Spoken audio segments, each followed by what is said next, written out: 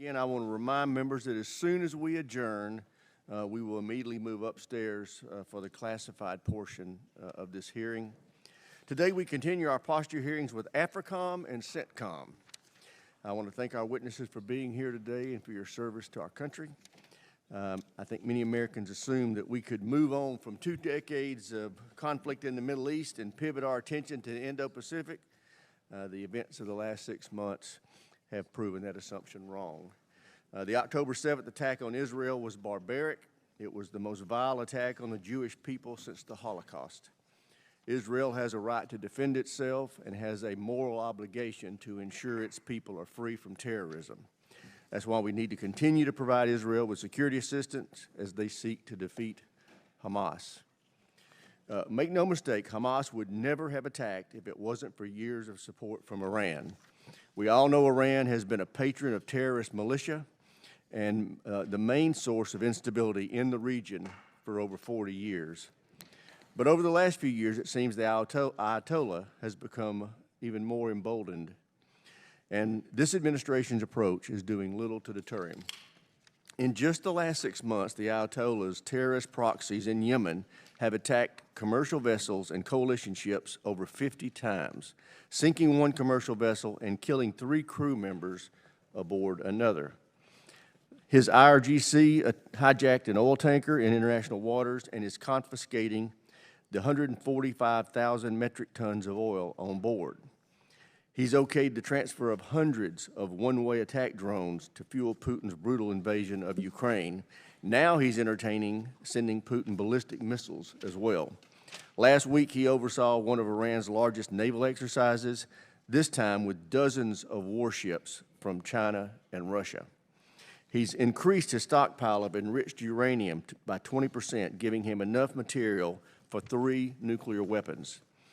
He's been applying enormous political pressure on Iraq to expel U.S. coalition forces, and he's financed, trained, and equipped terrorist militias that have carried out over 175 attacks on U.S. troops in the region, including the January attack at Tower 22 that took the lives of 3 American soldiers. The President has responded with airstrikes on terrorist proxies, which have done little to stop them from lobbing missiles at ships in the Red Sea. He's threatened more sanctions on Iran, which have yet to make a dent in the Ayatollah's war machine. Then in January, terrorist rockets and drones were raining down on U.S. service members. He sent delegations to Iraq to begin negotiations on reducing U.S. presence. I can't think of a better illustration of appeasing the Ayatollah than that.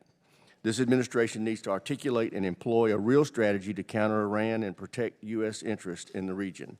It appears we may also need a new counter-terrorism strategy in Africa. This weekend, the military junta running Niger announced it was kicking out U.S. forces conducting operations to counter ISIS and al-Qaeda in the region. This comes on the heels of reports that Niger is negotiating security-related deals with Iran and Russia. It appears Niger will soon join Mali, Libya, Sudan, Mozambique, Burkina Faso in welcoming Russian troops and mercenaries into their country. Meanwhile, Chile is looking to expand its military footprint beyond the PLA naval base in Djibouti. And they've set their sights on the West Coast to give the PLA strategic access to the Atlantic. China has already built and is currently operating several large commercial ports along Africa's west coast as a part of its Belt and Road Initiative. Unless the administration steps up, it's only a matter of time before the PLA is operating with impunity off the Atlantic coast. At the end of the day, it is critical for the U.S. to have a footprint on the continent. Even a little goes a long way. The same can be said of U.S. business investments. Africa is of vital strategic importance to the United States. We can't let China or Russia become the preferred security or business partner. I look forward to hearing General Langley and Kurilla's best military advice on how we can counter Iran, Russia, and China and better protect U.S. interests in their AORs. And with that, I yield to my friend and colleague, the ranking member, for any comments he may have. I thank the chairman for his comments. I thank our witnesses for their leadership and support and for being here today. We had the Indo-Pacific and the Korean commanders in yesterday, and as I started off that meeting, I'll start off this meeting. This is a global interconnected problem, and I think that is the greatest challenge that we face right now. In this region, the focus is Iran in CENTCOM. But Iran is now increasingly, as the chairman alluded to, working with Russia. Russia's working with China. They're all working with North Korea. There is this consortium that has formed and is working together in a way that we haven't seen. And how do we counter that? How do we rally the rest of the world to recognize the threat that all of these nations pose and to work with us to confront that threat? In the Mideast, certainly it starts with Iran. I will disagree with the characterization of the chairman. The administration and DOD responded forcefully to the attacks that happened at Tower 22 and attacked back to the Shia militias in Syria and Iraq. And we're now, I think, on 46, 47 days without any of those attacks having happened. And in part, that's because Iran has been asking them to stand down because of the pressure that was put forward. We did not stand back and do nothing in the face of it. We do need to figure out something about Yemen. And I look forward to hearing from the witnesses because despite our best efforts there, it's been much harder to stop those attacks. And that, too, is linked with China, as China ships are able to sail through the Red Sea unfettered because of their relationship with Iran. We need to work more to figure out how to reduce Iran's malign influence, but I will point out that that malign influence has been going through multiple administrations and multiple attempts. The maximum pressure campaign under the previous administration did not stop Iran from attacking both Saudi Arabia and the UAE and ships in the Persian Gulf at that point. So we have to come together and figure out a comprehensive strategy to deal with this. It's not going to be a simple solution. And yes, in this region, without question, the war in Gaza right now is the biggest flashpoint. And our support for Israel is important for a lot of reasons, but one is that they are threatened in multiple areas. If this war were to spread to Lebanon, if Hezbollah felt free to attack from Lebanon, if Iranian proxies in Syria and Iraq felt free to attack Israel from there, we could see this war blow up even further throughout the Middle East. So making sure that Israel has a credible deterrent to those threats is crucial to keeping this war from spreading and growing and causing even more suffering across the region. I would also point out that the second the October 7th attacks happened, the president responded by surging U.S. troops in the region. Any rumors of negotiating to reduce our presence are just that, rumors. I've asked multiple officials. There is no such plan. In fact, we've done the exact opposite since October 7th, and I believe it's had an impact. It's had an impact on reducing Iran's desire to more directly attack Israel and to more directly attack U.S. interests in the region. So I think that is an incredibly important part of this. The other thing that I do want to point out, humanitarian assistance in Gaza is crucially important. I was just part of a delegation that was in Egypt and Israel. We went up to the Rafah Gate to see the efforts at getting humanitarian assistance. We met with Israeli officials. I understand where they are coming from in terms of their concern that any assistance that goes into Gaza will wind up in the hands of Hamas. But that risk is worth taking versus the risk of the humanitarian catastrophe that is happening in Gaza right now. We have got to work with Israel to get more humanitarian assistance in to reduce the human suffering that is present there. Now, just a few days ago, for the first time, Israel allowed aid to come in from a different gate from further up north, which is helpful, but we have to continue that pressure. The effort to try to get aid in from the Mediterranean is also a positive step. But I hope that anyone who supports Israel understands that the suffering in Gaza right now is a huge threat, not just to the people in Gaza, but to Israel itself. We need to find an effort, we need to lead an effort to reduce that. Africa is a huge challenge. I look forward to General Langley, walking through some of the challenges there. But I do want to dispel the notion that somehow the U.S. should just come in by brute force and push out China and Russia from having influence in Africa. A, that's not going to happen. B, it would be incredibly unwise to do it. Russia and China are global powers. They are going to be present. What we have to make sure is that we maintain our presence. And in that region, it is all about partnerships and alliances. And this has been frayed without question. There has been a lot of instability throughout West Africa, certainly in Libya as well, but we do have partners in the region.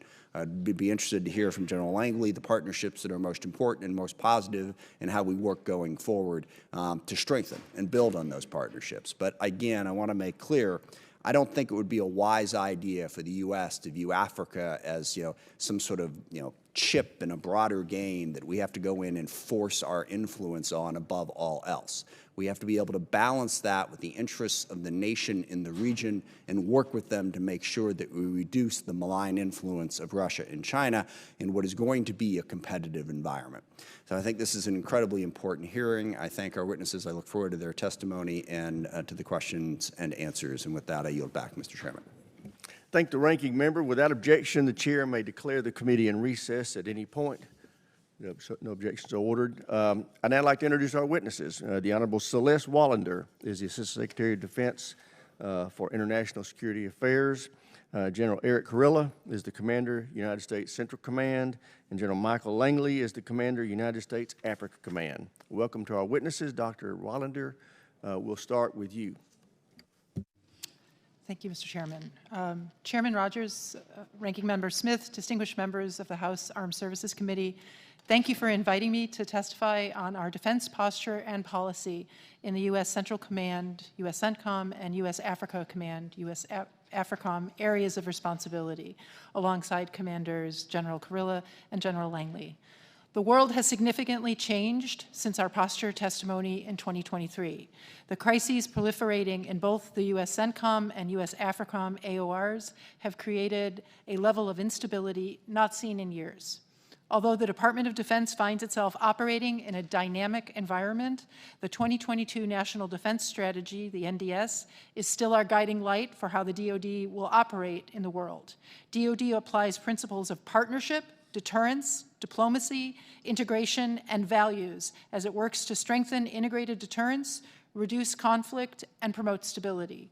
A strong, principled, adaptive U.S. military remains a central pillar for U.S. leadership in the world while supporting a stable and open international system. First and foremost, we support diplomacy as our preferred means to achieve our objectives. Second, sustainable security relies on expanding regional security constructs, alliances, and partnerships, and integrating our partners with one another as well as the United States. Respect for fundamental freedoms and human rights expands sustainability in our security partnerships. As we take decisive action to address threats and challenges today in the U.S. AFRICOM and U.S. CENTCOM AORs, we continue to stand with our partners and allies to win what we view as the competition of coalitions that is becoming increasingly critical to our common security. In both regions, we closely monitor efforts by the PRC to expand its military footprint through its overseas logistics and basing infrastructure to project and sustain military power further. In the CENTCOM AOR, a prosperous, peaceful, integrated Middle East supports the long-term security and prosperity of the United States. Unfortunately, the Middle East faces several crises. Hamas brutally killed 1,200 Israelis on October 7th and continues to hold some 130 American and Israeli hostages. We are alarmed at the significant loss of life throughout the conflict which followed. Israel has an obligation to protect civilians and uphold international humanitarian law. Malign actors across the region, chief among them Iran, cynically exploit events unfolding in Gaza. Iran-backed militia groups attacked U.S. and partner forces over 175 times since October 17th throughout the region, killing 3 U.S. service members at Tower 22 in northeast Jordan. A U.S. contractor died of a heart attack, and over 180 service members sustained injuries during these attacks. In the Red Sea, the Houthis seek to affect this vital channel for global trade with at least 50 attacks against commercial shipping and naval vessels. We mourn those we have lost. Our prayers are with their families, always. Amid these crises, the Department of Defense is rising to the occasion to defend the nation's values and interests across the region. Significant U.S. assistance to Israel aims at ensuring that what happened on October 7th can never be repeated. The United States unequivocally stands for the protection of civilian lives during armed conflict, consistent with the law of war. We continue to underscore with Israel and regional counterparts, both publicly and privately, the importance of obligations related to civilian harm mitigation and risks of conflict to civilians during Israel's operations against Hamas. We closely monitor the situation in Lebanon to Israel's north. We continue working to contain the conflict while deterring state and non-state actors seeking to escalate tensions. DoD continues to hold Iran and its proxies accountable for their attacks on U.S. and coalition forces. We do not seek conflict in the Middle East, but attacks on American forces will not be tolerated, and we remain postured and prepared to use all means necessary to prevent a nuclear-armed Iran while working to counter Iran's destabilizing activities. On the AFRICOM AOR, Africa is not merely important, it is essential.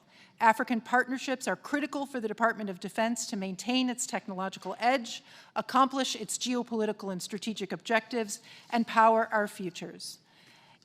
Despite Africa's boundless potential, threats such as political instability, democratic backsliding, and the presence of violent extremist organizations are the focus of DoD efforts. Thank you, Mr. Chairman, Ranking Member, and members of the committee for inviting us today. Thank you, Ms. Wallander. General Kurilla, you're recognized. Chairman Rogers, Ranking Member Smith, ladies and gentlemen of the committee, on behalf of the soldiers, sailors, airmen, Marines, Coast Guardsmen, and Guardians who serve this command and our nation, I welcome the opportunity to talk to you today. I recently returned from my 27th trip to the Central Region. As I sat here just a year ago, the region was on the verge of improbable, unprecedented, and transformative progress. Today, the Central Region faces its most volatile security situation in the past half-century. This is not the same Central Region as last year. The events of 7 October not only permanently changed Israel and Gaza, they created the conditions for malign actors to sow instability throughout the region and beyond. Iran exploited what they saw as a once-in-a-generation opportunity to reshape the Middle East to their advantage. Iran has worked for decades to encircle the region with its proxies, and in the past 6 months, we have seen every proxy in the Iranian threat network operationalized in Iraq, Syria, Lebanon, Gaza, the West Bank, and Yemen. Iran's expansive network of proxies is equipped with advanced, sophisticated weaponry and threatens some of the most vital terrain in the world with global and U.S. implications. Houthi attacks on our warships and international shipping, coupled with Iranian-aligned militias attacks on our forces in Iraq and Syria, are a direct result of an Iranian threat that has been incrementally spreading. Violent extremist organizations have also seized on this opportunity. ISIS surged their attacks in Iraq and Syria earlier this year, and the risk of attack emanating from Afghanistan is increasing.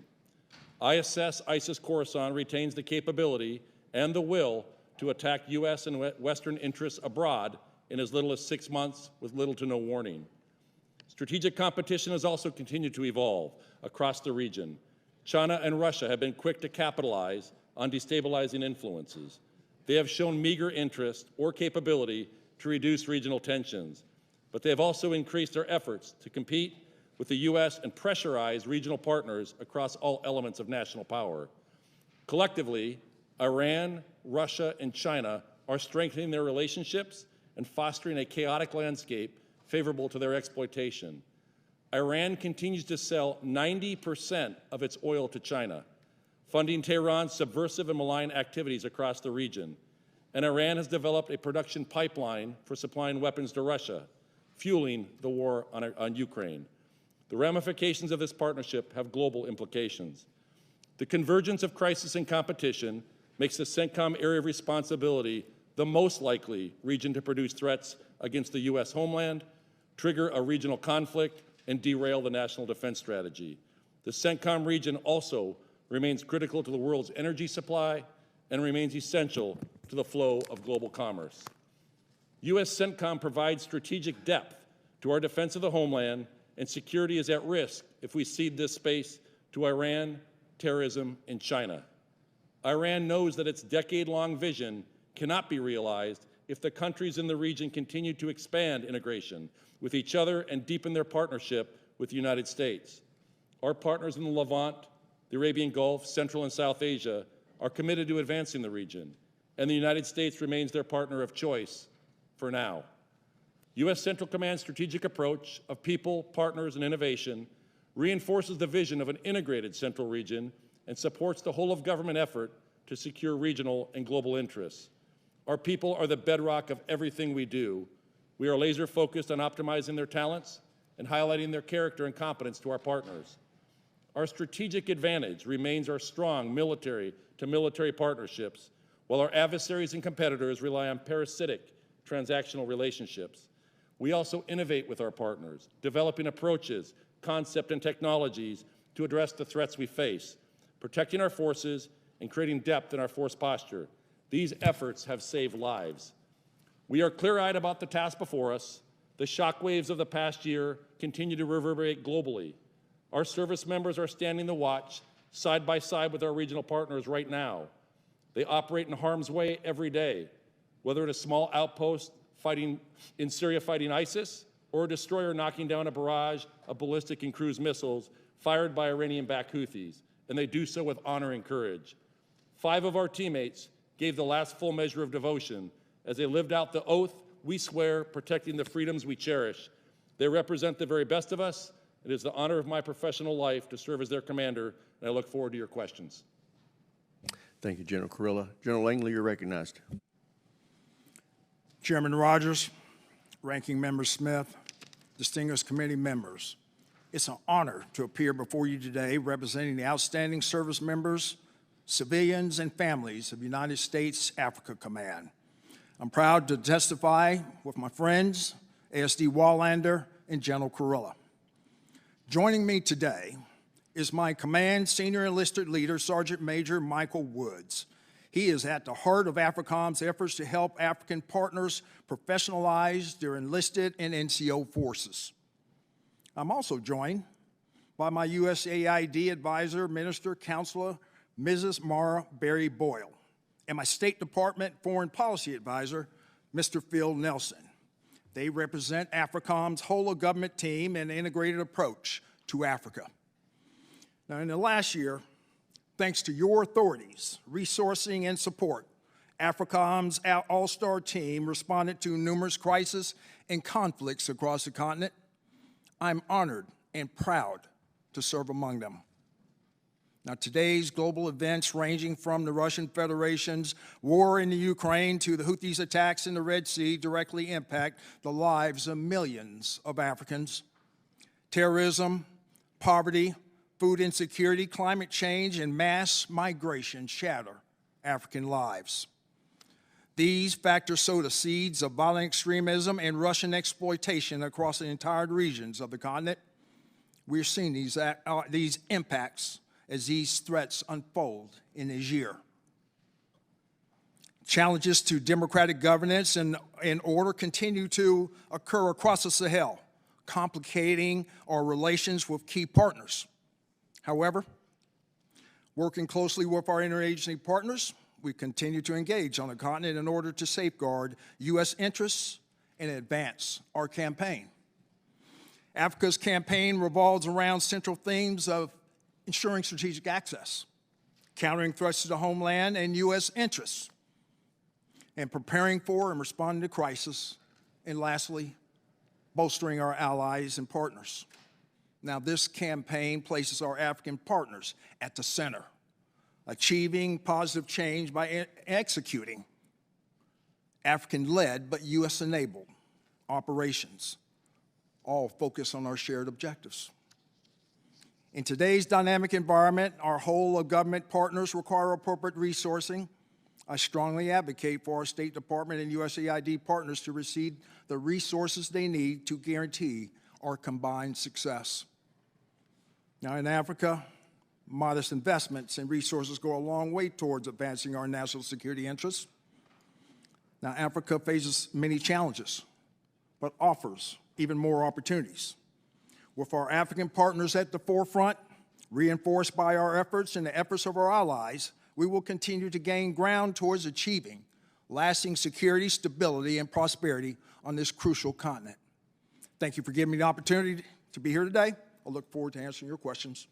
Thank you, General. Thank all of you, and recognize myself for questions. General Kurilla, have the recent conflicts in the Middle East done anything to strengthen the partnership between Iran, Russia, and China? And if so, what does that mean for our security? Chairman, thank you. I am very concerned about this new relationship between Russia, China, and Iran.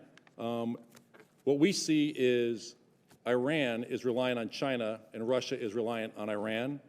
Iran sells 90% of its oil, all U.S. sanctioned, to China. So in effect, China is funding Iran's subversive and malign behavior in the region. Iran went from hundreds to now thousands of one-way attack, unmanned aerial systems, suicide drones that they are providing to Russia. They were providing them both complete systems, and they've built a factory for Russia to now produce them themselves, still relying on a supply chain, and they're now doing over 100 one-way attack drones a week in Ukraine. What I can talk in a classified setting is what Russia can provide in return back to Iran, which is concerning. We're also seeing China, which gets 50% of its oil from the Middle East, what they are doing in the Middle East to advance their elements of national power, diplomatic, informational, military, and economic. General Langley, how concerned should we be about China and Russia's growing footprint in Africa? Chairman, we should be extremely concerned.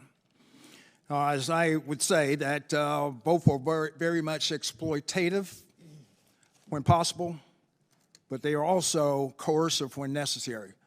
They're trying to get what they want.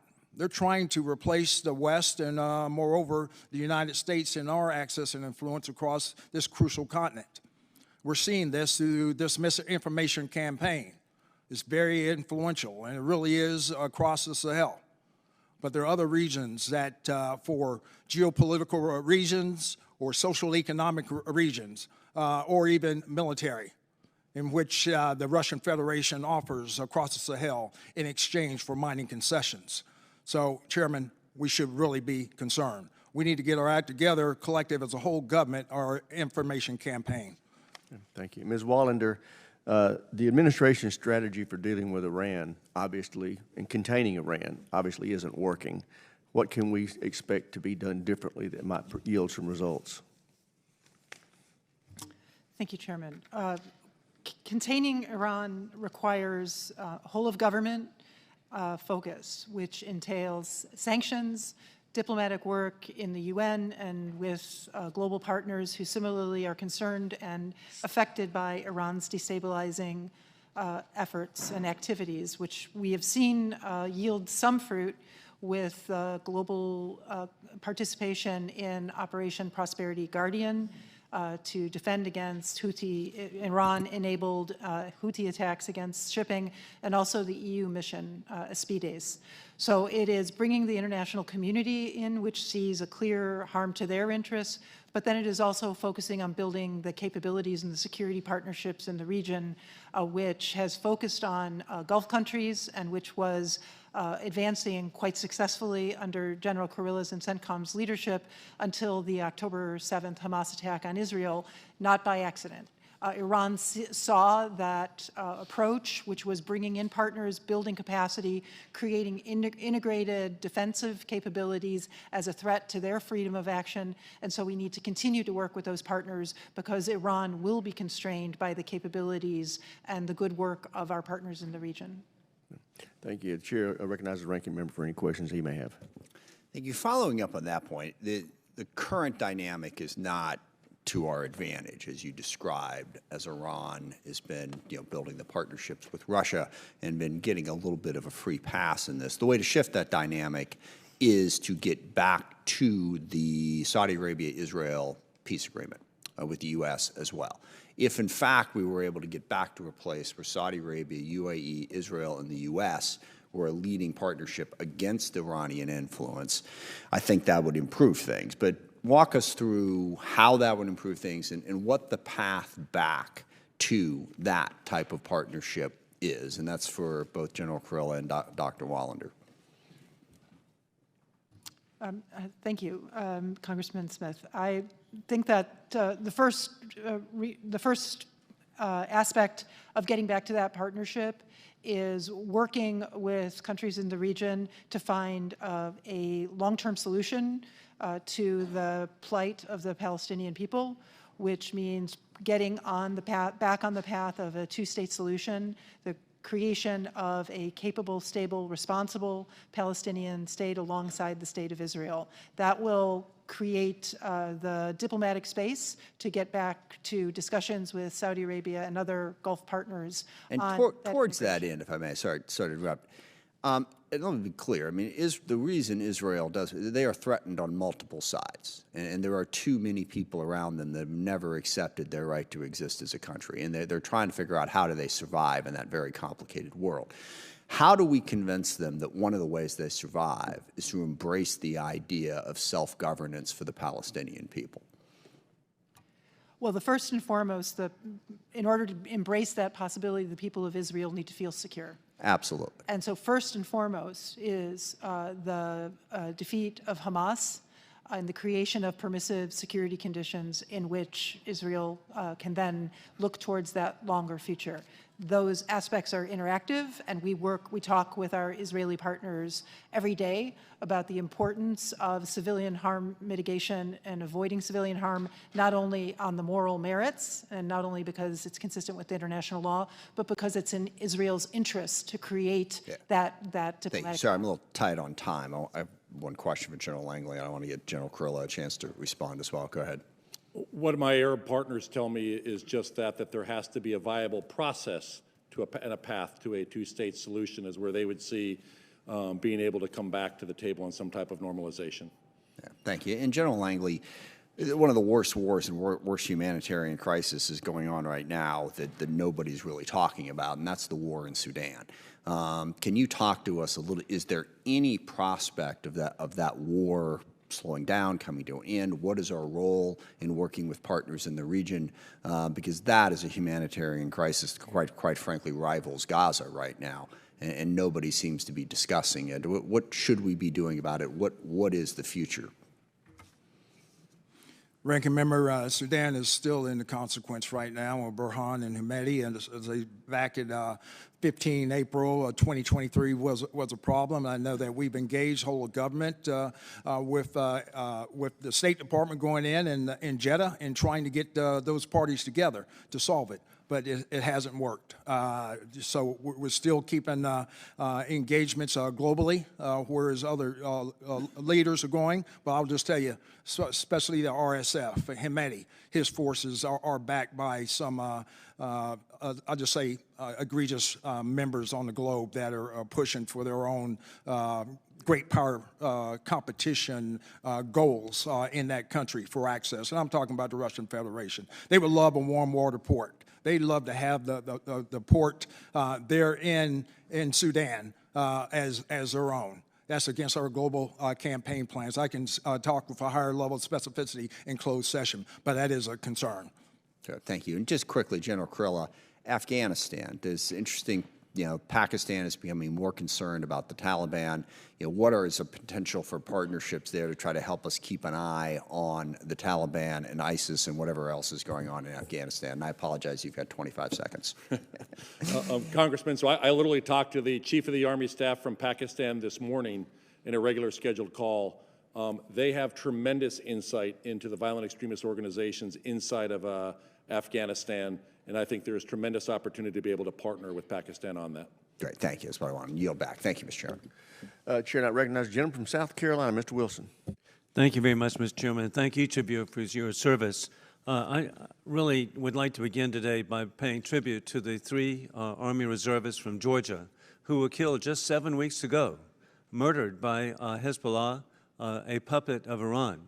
And you've already recognized Tower 22. But 3 young people who should be remembered, Kennedy Sanders, William Rivers, and Breonna Moffett.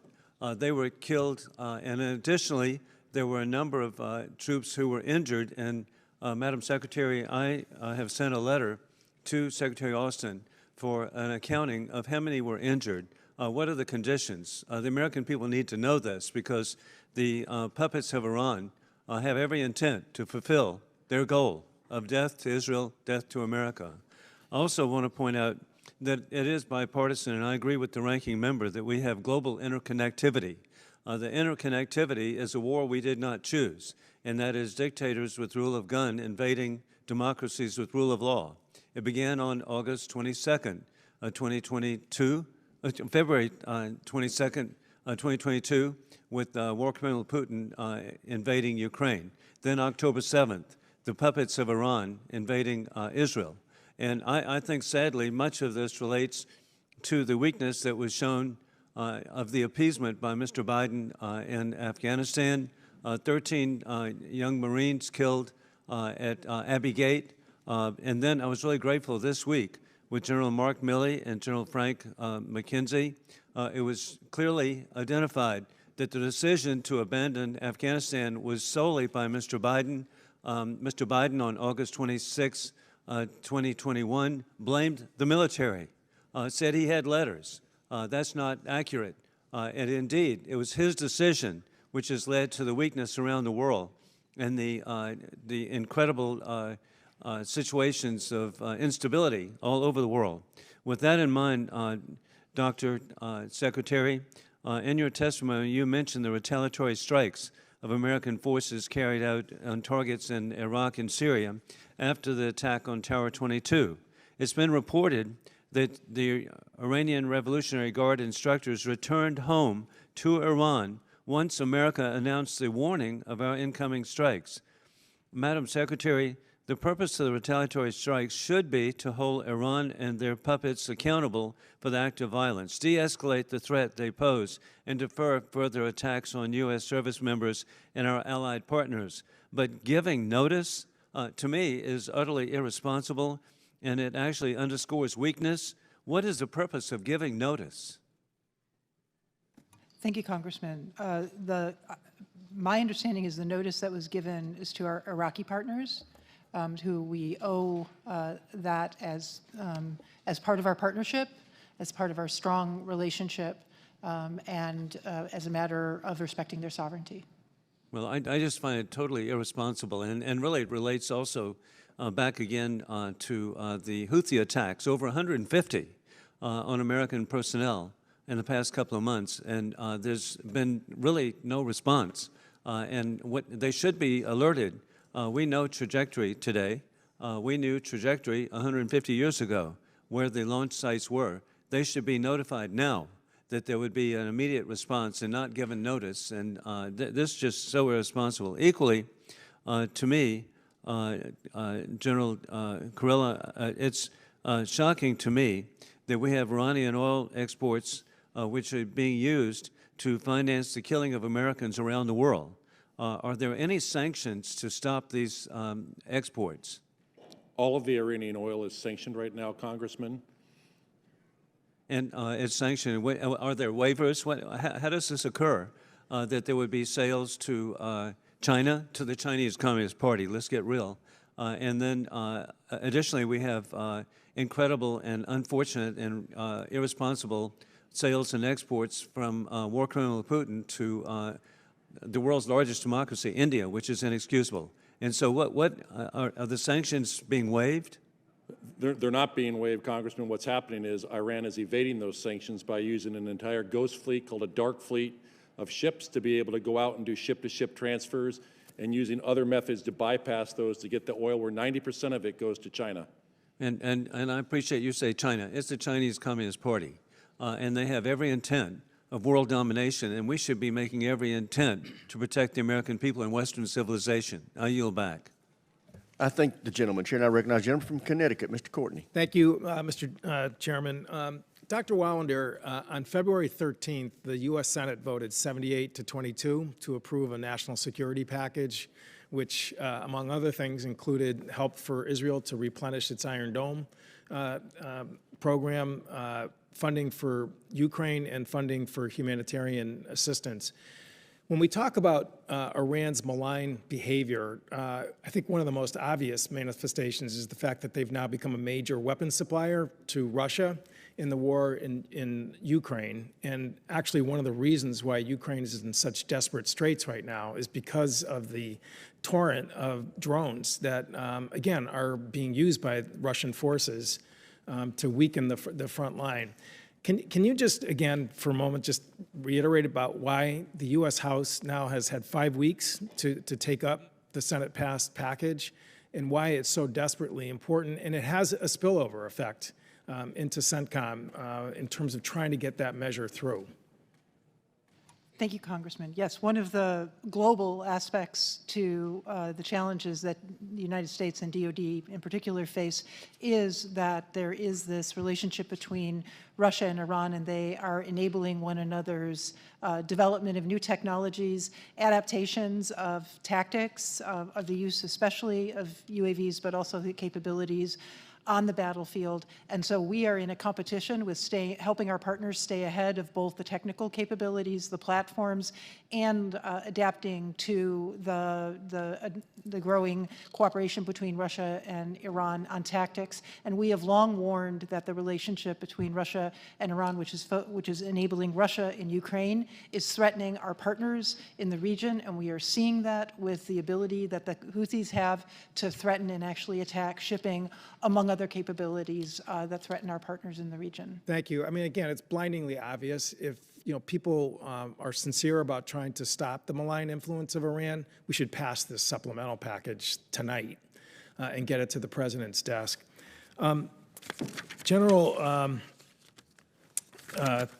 Kurilla, a few weeks ago, the U.S. Army vessel General Frank Besson departed Virginia to the Mediterranean, where they're now setting up a sea pathway to get humanitarian assistance into Gaza. Can you talk a little bit about just what steps are being taken to ensure safe transport and how this whole pier construction process is going to take place? I think it's an extraordinary effort. It's not a substitute for land access for humanitarian assistance, but again, I think it's a great example of the Army stepping up. Sure, Congressman. What it is it's a joint logistics over the shore. It's coming out of the 7th Transportation Brigade Expeditionary. When I commanded the 82nd Airborne Division, it was one of my subordinate units. And what they're going to do is set up a floating pier out at sea and then a trident pier, which basically comes off of the beach to be able to transition humanitarian aid from Cyprus out to the floating pier and then take it by these Army watercraft onto the pier and then push it into a marshaling yard and then for onward distribution. Right now, the 5 of the ships have departed, and the large medium-speed roll-on, roll-off, the Benavides, was actually supposed to depart at 10:00 this morning. It finished loading up about 3 this morning, and that'll be heading across, and all of that should be arriving in the theater in the first couple of weeks of April. In terms of safety, for the crew, and also who's going to be at the receiving end when this actually makes it to the beach? Can you talk about that? Yeah, force protection is one of my top priorities, and right now my deputy commander and much of my staff is currently in the region in multiple countries as they work out the fine details of this. Thank you. And again, Dr. Wallander, the humanitarian component of the security package, again, it's a global humanitarian assistance. I mean, obviously Gaza is in dire need for assistance, but also it's in General Langley's sphere as well in terms of the Sudan as far as getting humanitarian assistance into that region. And can you talk about how that helps us in terms of U.S. presence and a positive posture? Well, we have a moral imperative as well, but yes, there is a strategic element of this, which is that to lay the groundwork for a peaceful resolution, once Israel has defeated Hamas, we need to be sure that we have the relationship and we have supported the civilians, the people of Gaza who require that humanitarian assistance. And same element, the value proposition in Sudan of the United States being there has to be supported by Congress. I thank the gentleman. Chair now recognizes the gentleman from Colorado, Mr. Lambert. Thank you, Mr. Chairman. General Kurilla, and thank you all for being here today. General, you spoke eloquently about Iran using its proxies in your AOR. Many of us believe that Iran will continue to use its proxies to attack us, our allies, and our friends, unless and until we take direct and forceful action against Iran. There are many ways that this could take place. I have no prescription on what that should look like? Shouldn't we be more forceful against Iran directly? Congressman, thank you for the question. As the combatant commander, I provide options. Those include everything from cyber to kinetic, and identify the risks associated with those options. And then the policymakers and the president make a decision on which options to choose. I would tell you that when we look at actions that we have taken, for instance, in Iraq and Syria, on our last strike that we did, we hit 85 targets. We killed the commander of Kataib Hezbollah, who is responsible for all Kataib Hezbollah inside of Syria. We killed Abu Taqwa, the head of Harakat al-Nujaba, one of the Iranian-aligned militia group's operational commanders. And what that did is that caused them to pause, and a period of deterrence has been established in Iraq and Syria. We're on day 46 right now, but I would tell you all deterrence is temporal. But I do believe there has to be cost imposition on Iran for them to be able to cease their malign behavior. Well, thank you, and I hope, Secretary Wallander, that you take a message back to the White House that we need to show more backbone against Iran. I'm going to shift gears here, General Kurilla, and ask you about directed energy and with the engagements that are coming against the Houthi attacks. Many are arguing, and I would agree, that we are on the wrong side of the cost curve and that the cost per shot is unsustainable. And what's even more important is that we're depleting precision munitions that may be needed in the future for another fight or for ourselves somehow. So what is the utility of directed energy, and why aren't we doing more to use what we do have? I know it's not perfected yet, but it has great capabilities against drones and things like that currently. Why aren't we doing more in the Red Sea? It does, Congressman, and what we also need to look at, not just directed energy, is high-powered microwave to be able to go after drone swarms. We do have, the Army is losing its transformation and contact. They've given us 3 50-kilowatt lasers that are striker-based that we have inside of Iraq right now. We are experimenting with those and the best and most effective way to use those to help them learn from that to be able to make better systems. I encourage the Navy to employ directed energy systems. I know there is at least one destroyer, the Preble, I believe, that has a 60-kilowatt Helios. We would welcome being able to bring systems in, but directed energy is not the panacea. It'll be part of a layered defense, and we have to be able to get further out with it to be able to bring down these systems when it's only costing $1 a shot, minus acquisition, to be able to do that. But I would tell you what's worse than shooting $1 million missile at a $20,000 drone is that $20,000 drone hitting a $2 billion ship with 300 sailors on it. And I think our Navy is performing marvelously right now. Well, I think I have to agree with everything that you've just said. Please lean on the Navy to use the Preble, and we can continue to make advances in what we learn operationally under the strain of these attacks, under the stress of the attacks. So I appreciate what you're doing, and I would ask that you really use more of directed energy and high-powered microwaves because there's a capability there that we've been testing but not really using operationally, and we need to start doing that. I'd hate to see a repeat of Tower 22, for instance. Yeah, Congressman, what I tell all the services, give me systems, we will experiment with it. We'll tell you if it works in a real live environment. Fantastic. Thank you so much. Mr. Chairman, I yield back. I thank the gentleman. Chair, and I recognize the gentleman from California, Mr. Garamendi. Thank you, Mr. Chairman.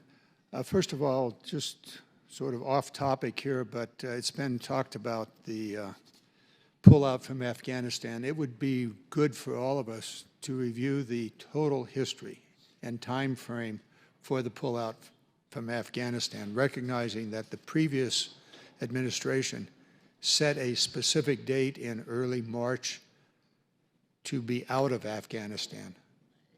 The Biden administration extended that by over 6 months.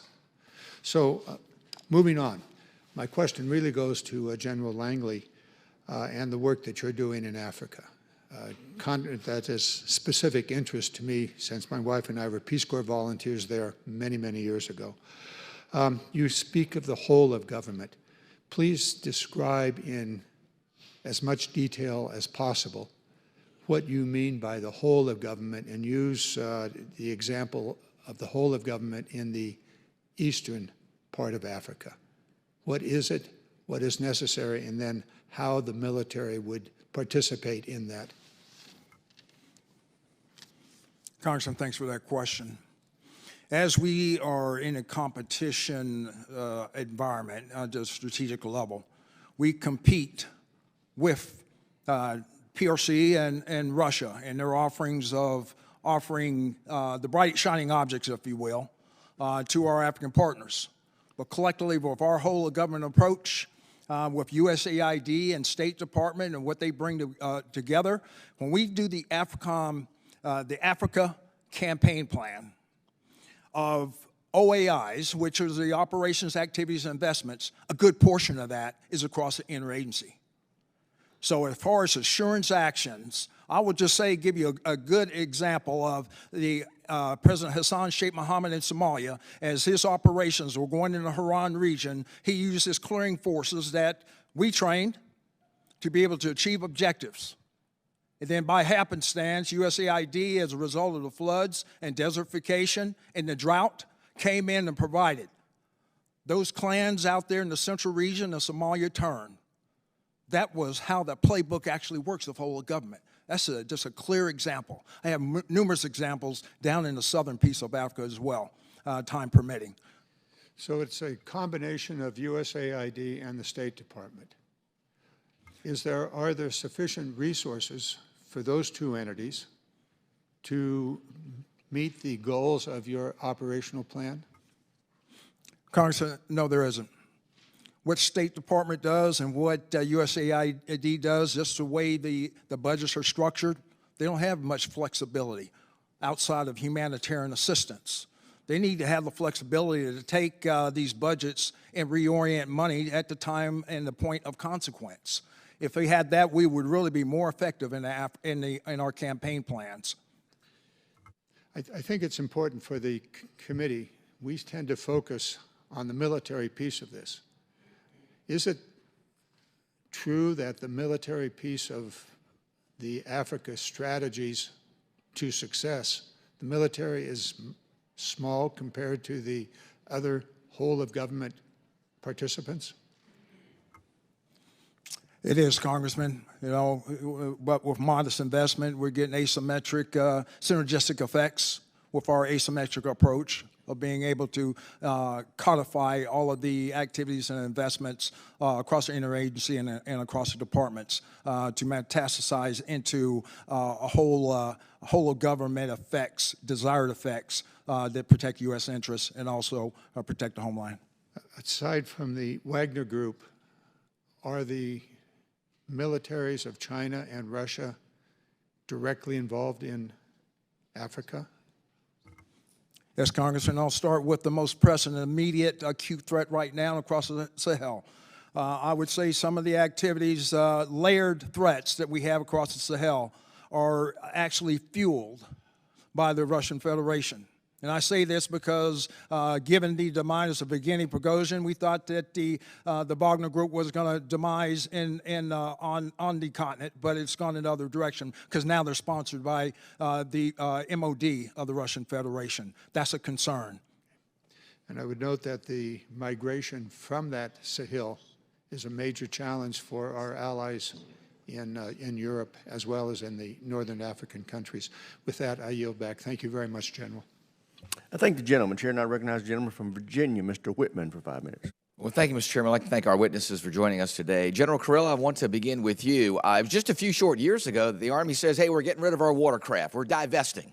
Guess what? Today, the 7th Transportation Brigade out of Joint Base Langley, Eustis, is spinning up.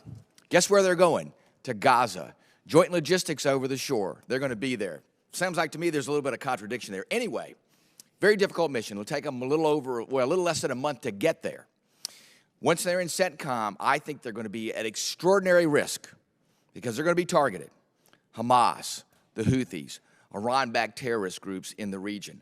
I think there's going to be extraordinary risk with them focusing on that job. First question, how are you going to protect those forces? How are you going to make sure that they are not in the headlines, unfortunately, weeks after, by being targeted by those groups? How are they going to do their job while they're looking over their shoulder? How is that going to happen?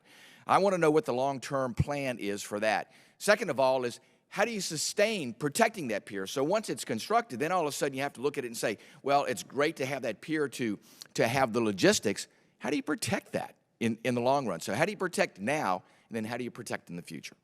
Congressman, force protection is a top priority for this. My deputy commander, like I said, is already in the region, working with our regional partners over there in a classified setting. I can talk to you specifically about the force protection measures that will be there and with our partners as well. You know, they're going to be under continual operations there. So once the pier is constructed, they're going to be offloading. We know as we speak today, Army personnel, Navy personnel, civilian personnel, working 24 hours a day at the Port of Virginia to put together the necessary pieces to be able to go there into theater and to be able to construct this infrastructure. It's interesting to me that we say that there are going to be no boots on the ground in Gaza. Can you tell me how you physically make that happen? Because my understanding is a pier actually connects to shore. There will be some construction activities on shore. Tell me, are personnel going to levitate? How are they not going to go from the water to the shore and have boots on the ground in Gaza? Again, Congressman, like I said, I used to command. They used to be one of my subordinate units. I'm very familiar with how the 7th Transportation and Joint Logistics over the shore does this. We are working with our partners in the region that will assist with this, and I can talk to you in a classified setting exactly how this will operate. So you're very confident there'll be no U.S. personnel with boots on the ground there? There is no plan to put boots on the ground. Okay. We look at this in the longer term. Obviously, this is going to be at risk in that particular area. Give me a little more idea about what the cost will be for us to continue to protect that facility. What's going to happen? We're going to have civilian ships there coming in with cargo. Obviously, they're going to be targets. What's the plan, not just to protect the facility there on shore, but what's the plan to protect the civilian ships that come in and offload that cargo? There will be protection for them, Congressman, that I can talk about in a classified setting and tell you exactly how that'll work. And you're confident that we will be able to protect against all threats? Force protection is a top priority for me, Congressman. Gotcha. Very good. General Kurilla, I know that you talked about the threats posed by the Houthi in the Red Sea. You know, we see a number of different assets that they're putting in our direction, whether it's drones, loitering munitions. I understand the effort to have to protect our men and women on those ships, to protect our assets. But is it a sustainable long-term strategy to use million-dollar munitions to shoot down drones and loitering munitions that are $10,000, $15,000, $20,000 a piece? Congressman, what's worse than that is that $20,000. I understand. I didn't ask you today. Listen, I'm not questioning at all whether we should protect our sailors, our soldiers, our Marines, our airmen, and our Coast Guardsmen. Top job. Is it sustainable to continue to use those costly munitions against the price of these threats? What we need is for Iran to quit supplying the Houthis. I know. Listen, you're great at talking around the question. My question is it sustainable? Is it sustainable to use that level of weaponry against the level of weaponry that's being used If we can against them? degrade that capability on ground where they're shooting it from, we can be. And what we need is the services to create more cost-effective, where it has the same probability of kill on these munitions. I welcome directed energy. I welcome high-powered microwaves. So you'd be fully in favor of the Army doing everything they can to get into the counter-UAS business? I am all about counter-UAS, and if we pass the supplemental, there's $686 million for counter-UAS in that, which will save lives. Very good. Thank you, Mr. Chairman. I yield back. I thank the gentleman, the chair, and I recognize the gentleman from Massachusetts, Mr. Keating. Thank you, Mr. Chairman. Quick fact check. General Langley, just quickly, there's a historic relationship with the then USSR and the African countries that sustained itself in terms of their equipment supply. So wouldn't you say that that foundation is historic in nature as well? Just a simple yes or no. Yes, it is historic. Yeah. Well, thank you. So to say this all occurred in the last 2 years isn't factual. Secondly, Dr. Wallander, is Iraq important to us as a linchpin to our ability to provide security and economic benefit in the Middle East? Iraq is absolutely vital to the ability to ensure the enduring feat of ISIS. So us conducting a military strike on Iraq on their sovereign territory without telling them would have been endangering that to some degree. So it was good that we notified Iraq. We are in Iraq at the agreement of the Iraqi government. All right, thank you. I just wanted to deal with that. We've talked here, and it's one of the most critical things, underpinnings, about this relationship with Iran, Russia, China, how, you know, that is so much of an issue. It's one of our greatest threats going forward. We have a better coalition. One of our biggest difference makers is the coalition that we have. In Ukraine alone, over 50 countries all working together. And that comes from, dates back to the World War II days, where we came back to the greatest period of prosperity and peace that we've had, with sacrifices like 400,000 Americans who died, including my own uncle, killed in action. What do you think that coalition is thinking when we sit here? This is like, well, other than that, Mrs. Lincoln, how did you enjoy the theater? We're sitting here, about to go home for 2 weeks tomorrow, going into April. We still have not acted on a security package that's vital. People on the front line in Ukraine are dying right now because this Congress hasn't acted. So what message does that give to our coalition? Congressman, there is concern in Europe and in the Middle East about the way forward for American support. And I would just emphasize as well that it's very clear that Russia in particular thinks that it can outweigh us because of our inability to provide security assistance to vital partners. What message does this give to our enemies? What was China thinking as this occurs right here in this Congress? These are important issues we're talking about. But presently, right now, today, we have to act. What message is this giving to those countries that we're worried about, Iran, Russia, China, about our inability to just do what we're supposed to do, which we pledged to do, provide aid to these allies? We have done our best to reassure them with words, but they are waiting to see our actions. As we sit here today and try and pin blame around things, there's 185 Democrats who signed a discharge position on that security package. That was a huge bipartisan package by the Senate. Bipartisan. It does happen around here. And I know for a fact, just looking at press accounts and talking to people, there's easily over 100 members, I think more, on the Republican side. That's about 300 members right here in this Congress willing to pass that package. Today, one person's holding that up, the Speaker of this House. He has the ability to put that on the floor for a vote today. So as we go around here, you admit, you can see my frustration. As we go around here, ready to go home and nitpick and the important issues, these other things, we're abrogating our own responsibility to a far greater degree than any of these other issues. Yet we sit here and bring our military here and try and nitpick issues to get political advantage when we're not doing our own job. I can't tell you how angry that makes me, how disappointed that makes me, and how I think it affects our security far greater than anything I've ever seen in the over decade I've been here. So I just ask my colleagues, and I demand of the Speaker, put that on the floor before we go home and do the right thing. I yield back. Gentleman from Massachusetts yields back. Chair, and I recognize the gentleman from Georgia, Mr. Scott. Thank you, Mr. Chairman. And I don't pretend to speak for every Republican, but generally speaking, I think the majority of us believe that Israel, Ukraine, and Taiwan are three separate issues, and it should be three separate votes. We do not like having multiple issues tied into the same piece of legislation with regard, and I think that all three would pass if they were individually put to the floor. There are a couple of things that we've asked for in the Ukraine vote. We have asked for the enforcement of sanctions.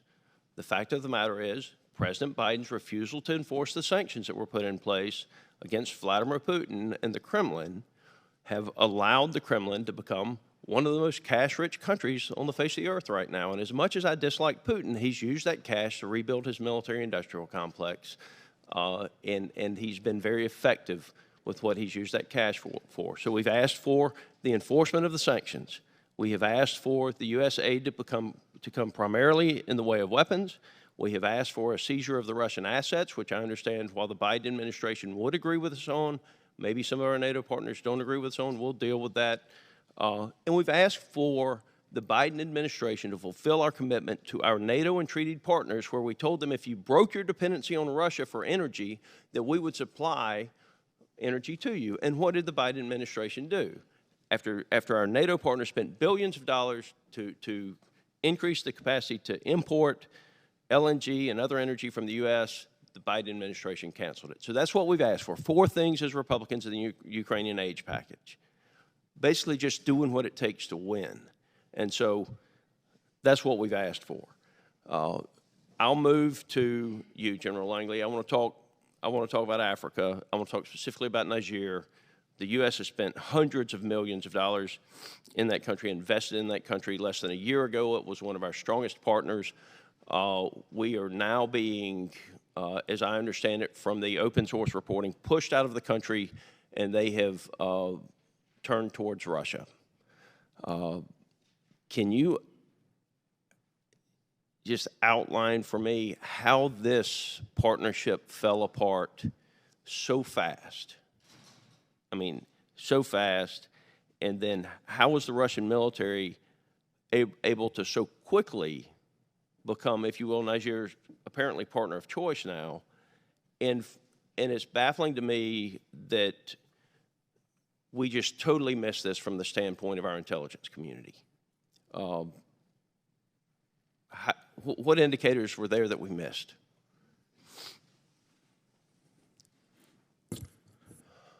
Congressman, thanks for your question, and also thank you for getting down onto the continent and even going into Niger and looking at some of their members of their government and looking them in the face and assess where they were in their democracy. But I would say, just in answer to the question, is holistic. As we saw the dominoes fall. When I did my assessment, I said, yeah, across the Sahel, all these countries are at a tipping point. Mali had already fell. Burkina Faso, as I took command, had already fell. And sat there over a year ago, over there at the Gaylord, where we had the 30th anniversary of the SPP. And one of the general officers from Niger, as they're sitting there with General Lyles from Indiana, said, we are an island of stability in a sea of chaos. You can depend on us. So I would say what actually stoked that, the drivers of that's what I laid out on the regional disinformation campaign. The Russian Federation had their playbook. They had their passing game through their disinformation campaign. Years ago, 7 years ago, you only had about 200 folks across the continent of Africa that were on the internet. Now there's 600 million. Very compelling across civil society, but moreover, very compelling in their militaries right now, driving and putting a wedge between what we teach, law of armed conflict, civilian-led governance, I think is failing because it's being drowned out. And that's where I ask for more capabilities in the State Department, in their Global Engagement Center, and also in our information operations in the military. So the number that you gave, approximately 3 times the number of people that are engaged in social media in the United States are engaged in social media in Africa. I watched as the Russians, it was Wagner Group at the time, but Russians, whatever, they're one and the same, right? French ISR picked up a mass grave in Mali, I believe it was, and before the French were able to convince the government of Mali or share the intel with them that what Wagner had done, Wagner had used social media to convince the public that it was the French that had done it. Is that am I correct in that? That's how savvy they are, Congressman, very savvy, and we need to step up our game as far as being able to reveal what their activities are in the disinformation. Gentleman's time I agree expired. with Chair now 100%. recognizes the Thank you, gentleman General. from California, Mr. Carbajal. Thank you very much, Mr. Chairman, and thank you to all the witnesses for being here today. Last month, I went to Israel and the West Bank. I saw firsthand the devastation this war has caused for both Israelis and Palestinians. I went to the site of the Nova Music Festival, where over 250 civilians were murdered. I also saw the violence against Palestinians by settlers in the West Bank. I have said time and time again, protecting innocent Palestinians and rooting Hamas out of Gaza are not incompatible goals. Secretary Wallander, can you speak to why it is important for this region that we find a solution that ends this conflict and how Congress can help support these efforts? Thank you, Congressman. First and foremost, of course, the United States supports Israel's right to defend itself. And we agree that the events of October 7th must never, there must be no chance that that ever recurs. But how Israel conducts its operations is absolutely vital to Israel's long-term security and security and stability more generally in the region. And Secretary Austin and all of the administration leadership are clear with Israeli counterparts on that, offer our assistance, offer actually U.S. military experience on conducting military operations while maintaining those high standards. Thank you. I appreciate the work being done balancing diplomacy while securing U.S. interests and supporting partners and allies in two very complex AORs. General Langley, good to see you here again. I saw you last in Africa on one of my trips there. Addressing violent extremists has been a significant challenge in Africa. Now that you have served as the commander of AFRICOM for over a year and a half, what other strategies should we be focusing on that have not been widely explored, either due to funding constraints or other limitations, to fight insurgency groups in the AOR? Congressman, first of all, thank you for your visit to the continent as you went there to assess and look at their whole of governments. Acts such as the Global Fragility Act should be working. And their retort is, yes, we want it in more capacity so it can work like what they're concerned Africa's Marshall Plan. I think the enduring defeat of violent extremist organizations is building out these fragile governance and their capability to fight. So it's not just a military solution. It is a whole of government by these countries to be able to affect some strengthening measures in development of their democracies. That is the enduring solution. That is the panacea to violent extremist organizations, because as that ideology, false ideology, came down through the Maghreb, they grasped onto it. But we're talking about the Fulani tribes. We're talking about the sheep herders, and also we're also talking about the farmers. Conflict. So all those layered threats is causing that problem, and so it's a false caliphate in which that it can be intervened by good governance and democratic norms. Thank you. General Kurilla, since October 2023, Iranian-backed militias have launched approximately 100 attacks on U.S. forces in Syria. Can you speak to what you are doing to detour Iran and its proxies from becoming more emboldened, especially with Russia and China's growing influence in the region? How do our allies help you here? So we have a partnership with our partners inside of Syria that we work with in the enduring defeat of ISIS, and the same thing with our Iraqi security forces that we work inside of Iraq for the enduring defeat of ISIS as well. Specifically to the attacks inside of Syria, we continue to bolster our defenses. Our counter-UAS, the supplemental, has $686 million of it for counter-UAS if that is passed. Specifically, though, we have responded to attacks inside of Syria and inside of Iraq with the most recent attack, and we're on about day 46 right now of a temporary deterrence. I have no illusions that this will be enduring, because we do think that they will try and attack again in the future. Thank you, General. I'm out of time. With that, Mr. Chair, I yield back. I thank the gentleman from California. Chair now recognizes the gentleman from Tennessee, Mr. Desjardins. And thank you, Chairman.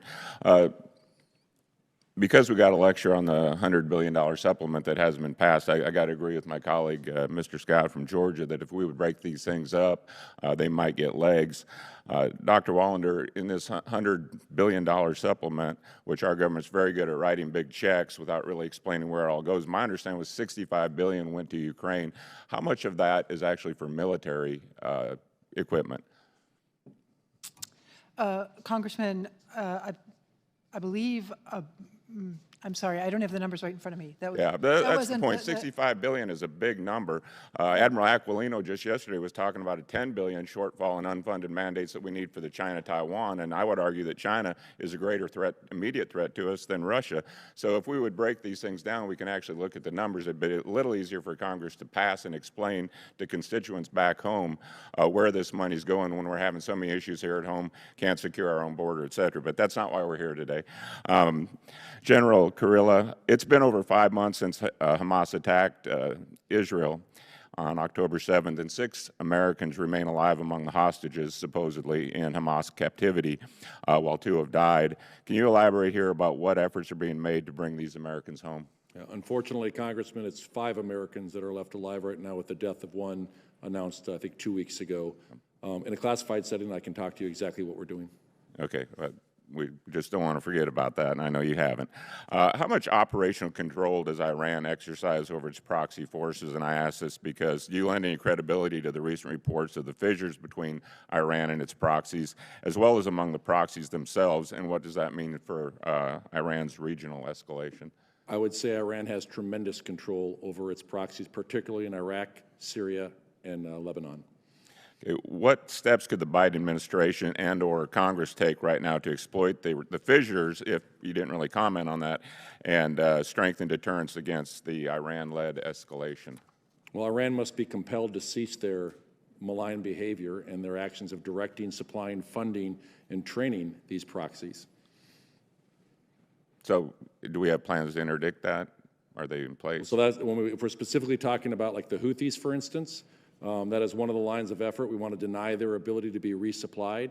That'll take a whole of government, actually an international effort, much like we did with counter-piracy, to be able to go after that, because only 2 ships can resupply the vast majority of the equipment that we've destroyed so far of the Houthis. Yeah, I mean, they certainly seem undeterred at this point, and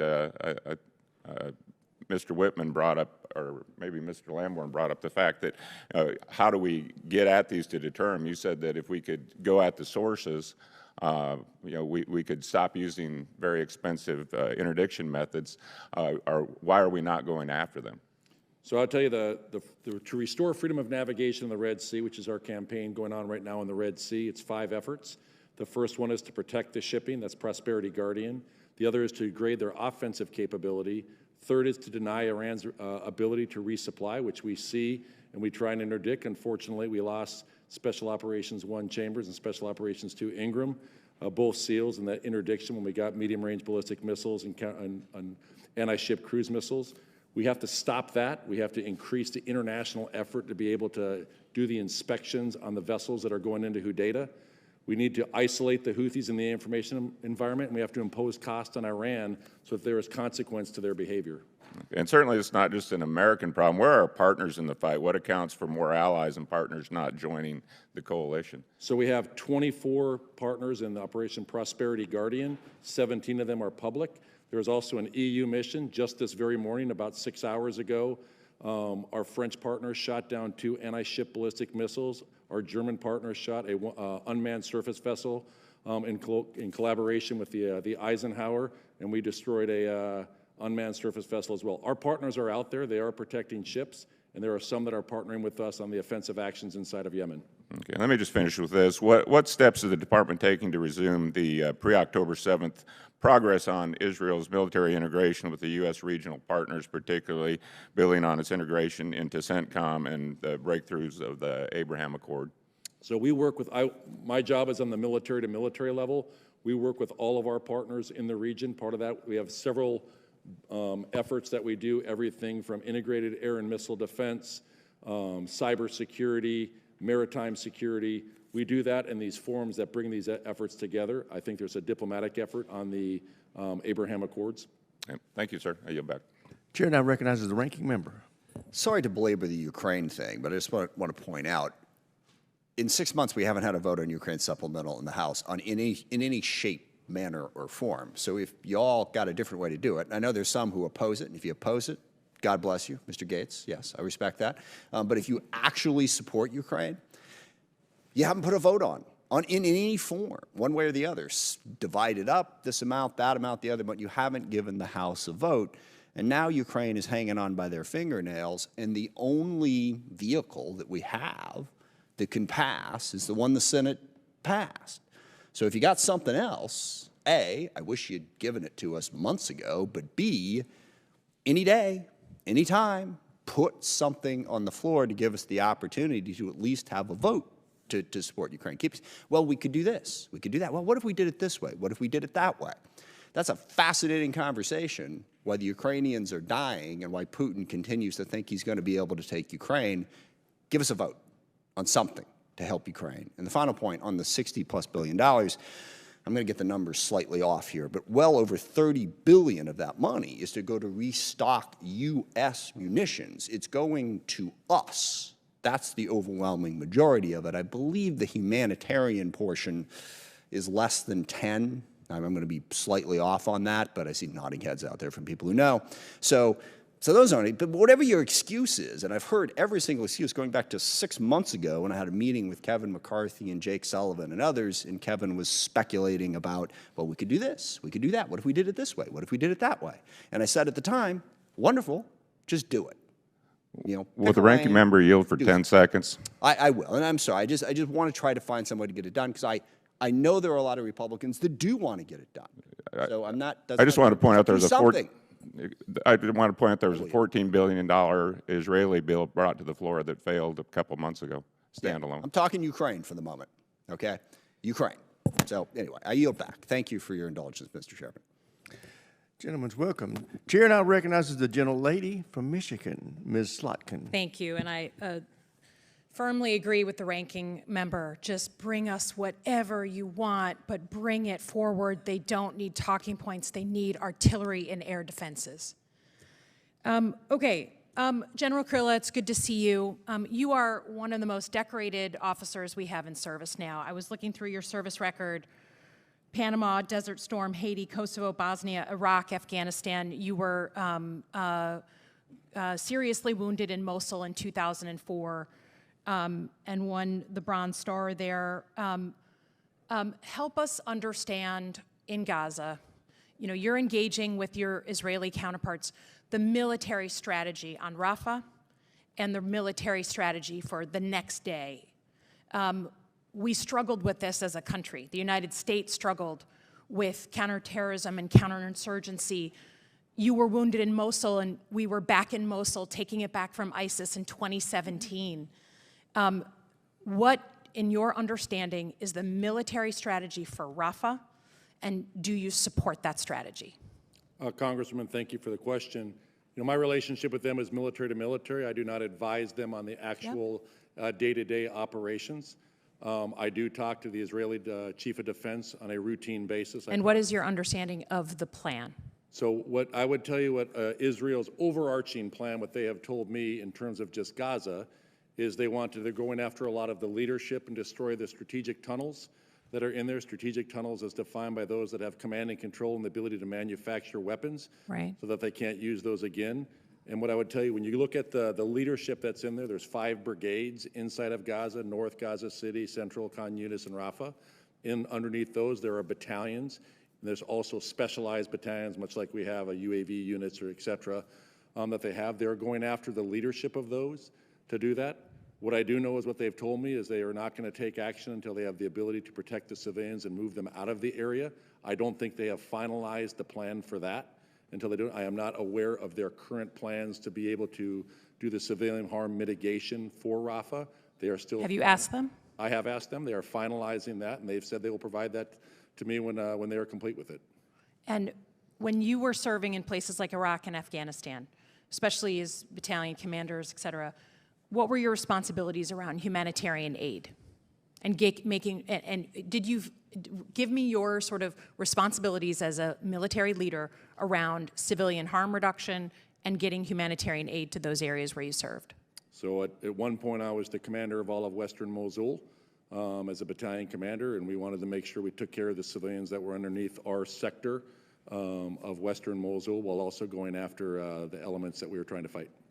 So you worked to facilitate humanitarian aid into those areas, even as you searched and effectively hunted down al-Qaeda and others. That is accurate, Congresswoman. Okay, and do you feel like the Israelis are doing everything in their power to maintain as low as possible civilian harm in your military estimation? I think they are very conscious of the civilian harm. We talk about it every time I talk to my counterpart. We talk about that.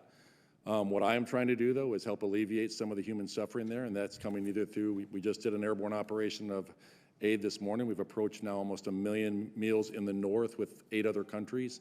We're also working to increase the land line of communication to bring some in. There has been some progress in the last 2 weeks. I talked to Ambassador Satterfield, who is the special representative for humanitarian efforts, and he is seeing some progress on the challenge is internal security and distribution inside of Gaza. And that is effort. There is some progress being made. We just had a conference in Rome with USAID and others on how the distribution will work when eventually we get the maritime domain as well. What's your understanding, given, again, the United States, we struggled with this so much in Iraq and Afghanistan, the end game, the day after planning. The fact that you were injured in 2004 and we were still in Mosul and we were still dealing with Mosul in 2017 and beyond. What's your understanding of the military end game for Gaza? I think they're still working that, ma'am. Okay. I yield back. Thank you, gentlelady. Chair, and I recognize the gentleman from Wisconsin, Mr. Gallagher. I'd like to follow up on that, maybe attempt to simplify it. I mean, we are fortunate to live in a democracy. And Dr. Wallander, would you say that the United States military in general holds itself to the highest ethical standards, moral and ethical standards? Yes, Congressman. Would you say that our military takes great effort to avoid civilian casualties wherever possible? Yes, Congressman. Do you believe the United States intentionally targets civilians? I believe the U.S. military does not intentionally target civilians. And then in Israel, we have a vibrant democracy as well. This is a great thing. Do you believe that the Israeli Defense Forces hold themselves to a high moral and ethical standard, just as the United States does? I do believe that the Israeli Defense Forces hold themselves to that high standard. And Israel does not target civilians and take steps to avoid civilian casualties wherever possible, correct? I believe that is a true statement, sir. And is there any evidence at present that they are, you emphasize in your testimony that they have a responsibility to protect civilians? I agree. I think they're going to great lengths to do just that and to uphold international law. Is there any evidence that they're violating international law? I am not aware of any evidence that they are deliberately targeting civilians. And so contrast that, the high moral and ethical standards of the United States military and our allies in Israel with Hamas. Hamas is a terrorist organization, correct? Yes, Congressman. And Hamas does not care about human life, including the civilians in Gaza, correct? Worse, Hamas exploits others' concern for civilian life by placing their capabilities and their fighters protected by human shields. That was going to be my next question. You anticipated the use of human shields. And many civilians in Gaza have died from Hamas rockets landing inside Gaza and Hamas's attacks on civilians, correct? I believe there have been such validated incidents, yes, Congressman. The thing I'm curious about is Hamas could, if we apply the same standard, they have a responsibility to protect human life. Hamas could surrender today, released all of the hostages, and the war presumably would be over, correct? If Hamas ended their war against Israel, the conflict could be over today. A final question on this front. Do you want Hamas to be removed from control of Gaza, or would you like to see Hamas regain control of Gaza at the risk of another October 7th type massacre? The administration fully supports Israel's goal of destroying Hamas's ability to conduct these operations. Thank you. I appreciate that. General, talk to me a little bit about how do you characterize the relationship between Iran, Russia, and China? I know the expanded influence and presence of China in the CENTCOM AOR is of particular concern for you. Help me understand the connections between these three entities. So if I could go, Congressman, to just China and Iran, what we are seeing, Iran is selling 90% of its oil, and that is the largest part of their GDP is oil, is being purchased by China. It's all sanctioned oil by the U.S., so Iran is dependent upon China. In effect, China is funding their subversive behavior throughout the region, their malign and subversive behavior. The relationship between Iran and Russia, that really started when they asked for them to provide the one-way attack UASs, specifically the Shahed 136.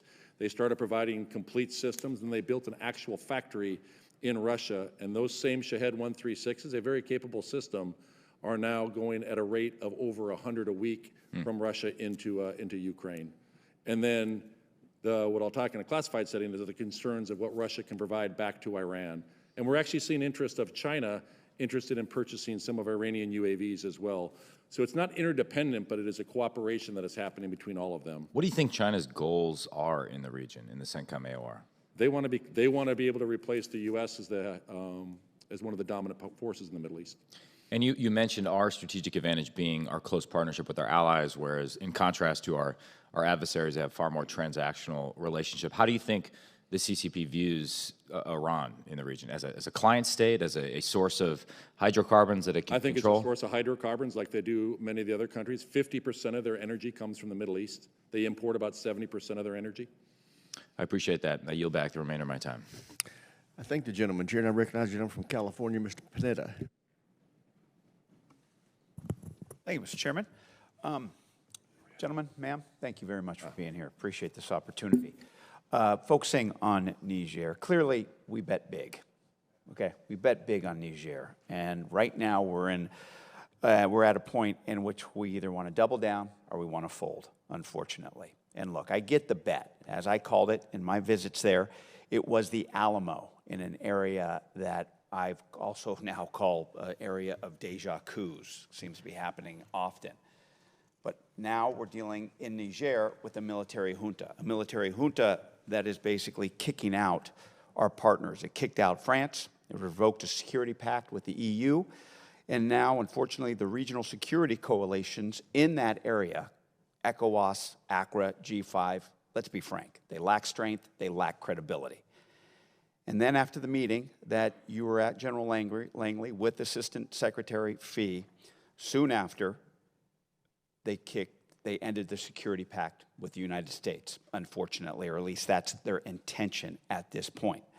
And I appreciate the direct and frank conversations that you had with the junta at that point, talking about Russia, talking about the potential agreement to sell uranium to Iran.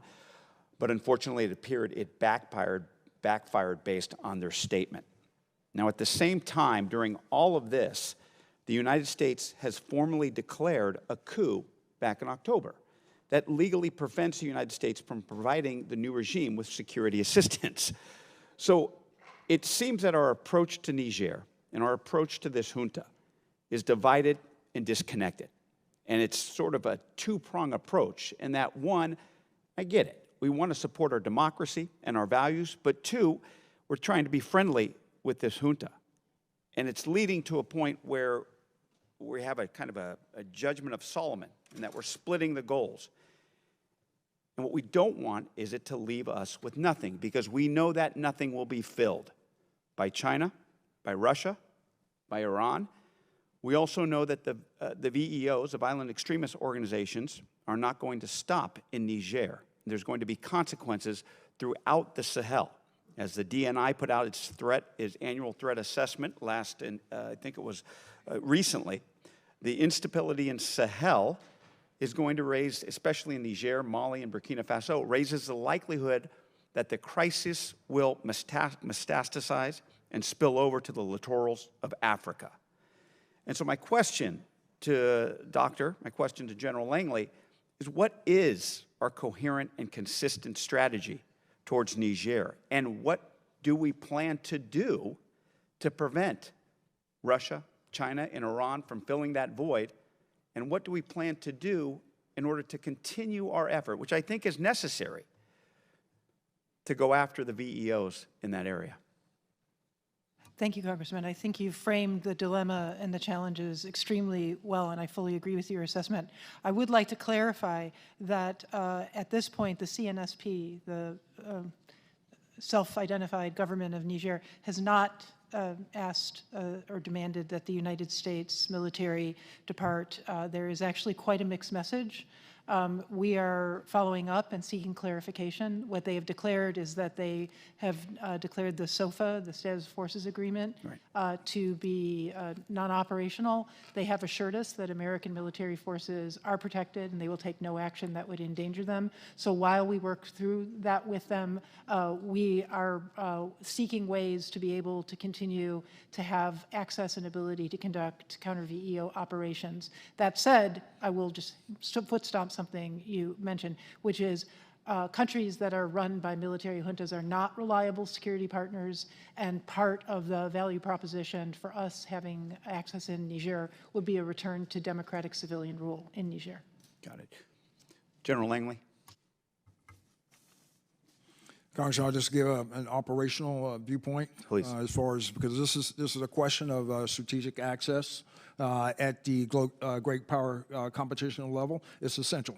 It's essential that we double down within the authorities that we still have after imposition of 7008.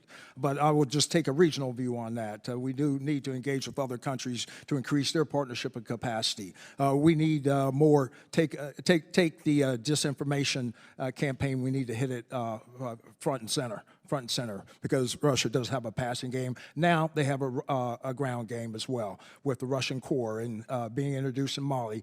Gentleman's time's expired. Chair now recognizes the gentleman from Florida, Mr. Gates. This is Colonel Mamade Doumbouya, and this is a photo of him. Did we train and equip him? By name, I cannot identify that. Well, that's him with a bunch of U.S. service members outside of our embassy. And just months after this photo was taken in 2021, he led a coup in Guinea and threw out the leader. Does that concern you? Congressman, core values is what we start off with in IMA programs. Do we share core values with Colonel Doumbouya? Core values. I will repeat that. He led a coup. We do. So I guess 4 months after that exchange, General Langley, you had General Moussa Bamou overthrow the government in Niger. It won't surprise anybody here that we trained him. The person who overthrew the democratically elected government in Niger went to the National Defense University, trained at Fort Benning, Georgia. So do we share core values with Moussa Bamou? Congressman, let me just go ahead and state that core values is what we start off with. But there is no syllabus for overthrowing a government, not in our institutions. Well, they're learning it pretty well, even in the absence of a syllabus, right? Because if you look at Chad, Burkina Faso, Mali, Mauritania, Niger, in a lot of these countries, the coup is led by someone we trained. Now, I put in the National Defense Authorization Act a requirement for you to issue us a report as to how many coup leaders our taxpayers have funded the training for. That report is due tomorrow. Will we be getting it on time? I'll do a follow-up on that, Congressman. Well, I mean, this was the follow-up, right? Because first I asked you in that clip, how many coup leaders did we train? You didn't know. And so then I put it in the law for you to tell me. The law requires you to tell me by tomorrow. So can you give us a preview of coming attractions? You get that. You'll get your answer, Congressman. But let me say, there's no correlation, and there's no causation of U.S. training to these members. Well, that's what I'm trying to find out, because in like a dozen countries, the coup leaders are people we trained. Like, what a difference a year makes. March 16th, 2023, Secretary Blinken calls Niger, quote, a model of resilience, a model of democracy, a model of cooperation. 1 year and 1 day later, Dr. Wallander, the spokesperson of the Nigerian military, Colonel Amadou Amabrame, says, quote, the American presence in the territory of the Republic of Niger is illegal. A year and a day after our government said they were the model of resilience and democracy, they are throwing us out by the scruffs of our neck. And so is it safe to say that this failed, General Langley? It's safe to say that there's no correlation or causation of U.S. training to a coup happening, period. It certainly isn't. There's no causation or correlation to the training we do creating more stability. I'm trying to ascertain whether or not all this money we spend in Africa makes the place less stable or more stable. And just for a country lawyer like me, if we're funding the coup leaders, that probably strikes me as making it less stable. Now, are you aware of the Iranian efforts to now mine in Niger, General Langley? Congressman, we could talk about it in a classified section on that. Well, I mean, Fox News is reporting it. They're saying that Iran is working on on economic arrangements to get uranium from Niger. So, Well, in classified session, we'd talk real intel. yeah, I guess. I mean, we've spent more than $500 million in the country. What can you say we've got for that $500 million as we sit here today? If it's like being turned into an Iranian mine, the Russians are the preferred security partner, and we're training the coup leaders. There was a buy down on an insurance policy for protecting the homeland. I don't think we're doing that, though. I don't think there's evidence to suggest that. That's your opinion. You went to Niger. I respect your opinion. Okay, but General Langley, you went to Niger, and you went to have a meeting with the people we trained who overthrew the democratically elected government, and Fox News is reporting that you didn't even get a meeting with the principal decision maker. Is that right? I had a meeting with my counterpart. Well, here's the quote. Sources say last week's meeting with the junta was extremely difficult. The administration's envoys did not get to meet with Niger's principal decision maker. Is that a true statement or is that a false statement? My responsibility is to meet with my counterpart, not. I would just hope that if we train the coup leaders, we could at least book a meeting, you know, since it's the model of democracy. Gentleman's time's expired. Chair, and I recognize the gentlelady from Pennsylvania, Ms. Houlihan. Thank you very much for the opportunity to listen and learn from you, and thank you for your service to the country. Was hoping, generals, that I could ask you to reflect a little bit on some of the history of this nation, specifically interested in going back to June 6th of 1944, which was D-Day, which I'm certain you all know. Can you tell me, to the degree that you recall your education and your history, what happened on that day? Obviously, that's Operation Overlord going into Normandy. I did command the 82nd Airborne Division, which has a strong history, and to help liberate the first city liberated was St. Mary-Glise, and we're coming up on our 80th anniversary this year. And General Langley, do you have any reflections on that day? Yes, I was at the 79th, and I'm planning to go into the 80th, and seeing those members that went across that beach was memorable, and being able to meet with them was very telling of those that had what we call common valor. And that was very striking, and it was able to, all the generations that followed, as far as our war-fighting ethos, and supporting and protecting our Constitution, and serving in the military in the United States, has gone through from the greatest generation to present. Yeah, I had the opportunity to go to the 75th anniversary as well, and it was a remarkable observation of a really powerful moment in history when we were able to liberate Europe and we were able to lead with our values. And the reason why I'm asking this is I would love to be able to ask you specific questions about this posture hearing, but I'm so troubled by the fact that I believe history is repeating itself again. I'm so deeply concerned that we're in 1939 again and that we're ignoring our common shared history, which led us, because of isolationism, because of inaction, to participating in World War II arguably too late. Arguably, we could have stopped it earlier than we did, and arguably D-Day didn't ever have to happen, in my opinion. We are heading into the 80th anniversary of D-Day, and my understanding is the Speaker of the House is really interested and excited in going to the 80th anniversary of D-Day.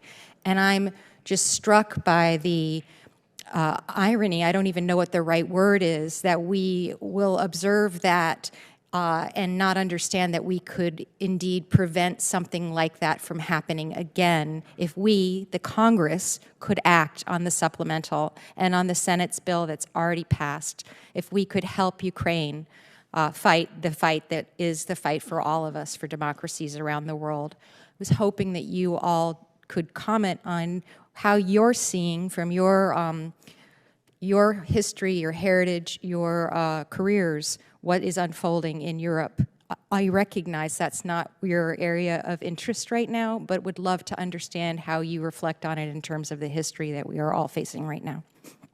And I don't expect any specific answer. I'm genuinely interested in your thoughts. I'm keenly interested, obviously, because we have Russia in our AOR, Congresswoman. They're in Syria. They have a warm water port now in Tartus. They have an air base in Latakia. And we watch what Russia is doing both in Ukraine. I talk to Chris Cavoli on a routine basis as he updates me of what's happening. And I watch Iran's support to Russia in their illegal invasion of Ukraine. He's made it clear, Putin has made it clear this is an imperial effort to retake Russian territory, so to speak, and his intentions have been clear, and he's executed on those intentions. General Langley, do you have any comments as well? As activities that Russian Federation is doing on the continent of Africa is very destabilizing. And what they're doing, just from the geopolitical piece of it, they want to change the rules-based international order, and they want to reshape the world economic order as well. Just doing it through socioeconomic coercion and also dependence. Here we have a military construct, and we will put a cordon around your junta, newly formed governments in exchange for mining concessions. All those mining concessions go up to the Russian Federation. And I appreciate you, gentlemen, very much. I have only 8 seconds left, but the reason I ask these questions is because I would urge our speaker to please allow us to vote on the Senate package so that we cannot have another D-Day. Thank you, and I yield back. Thank the gentlelady, Chair, and I recognize the gentleman from Nebraska. Thank you, Mr. Chairman, and I appreciate all three of you being here. My first question deals with Iran. So looking on the left side of the dais over there. Now, Iran has attacked us. How many attacks have there been done against our forces by proxy forces? I lost the count. In which country, Congressman? Just combined. When you look at Iraq, Syria. Iraq and Syria, it's about 175 since about 46 days ago. And the Houthis, which is an Iranian proxy, the number is upwards of 200. That's just an incredible number. What concerns me is we strike back at the proxy forces. I don't think Iran cares. I don't think Iran cares if you hit their junior partners, in the nose. They care if you hit them in the nose. So why haven't we gone after Iran more directly? Because I don't think we can deter them by just going after their proxy forces. And that's probably more of a policy question, but I defer to whoever wants to answer. Thank you, Congressman. We have struck, and would defer to General Kurilla on details. We have struck Iranian assets that are used to launch those attacks against American or partnered forces in Iraq and in Syria. So we have struck at those to erode their effectiveness, but also to signal that we will strike at Iranian forces that are threatening Americans.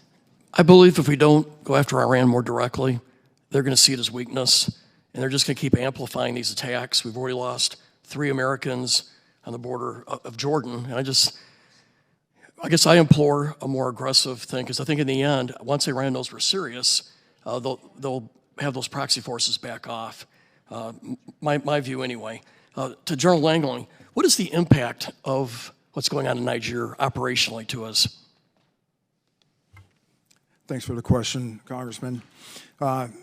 As we approach, our operational approach would be to deter threats holistically. And the greatest end state is being able to protect the homeland. All of those violent extremist organizations, whether we're talking about ISIS Sahel, ISIS West Africa, JNIM, or any other faction, Boko Haram is still alive and well, we need to be able to do indications and warnings. We need to be able to monitor and respond. And that's where we need, long endurance ISR. So the impacts will be great if we lose our posture. Is there alternative countries to Niger that we can operate out of? Congressman, we're exploring that now, and I can talk more in the closed session about, because it's in the diplomatic realm right now.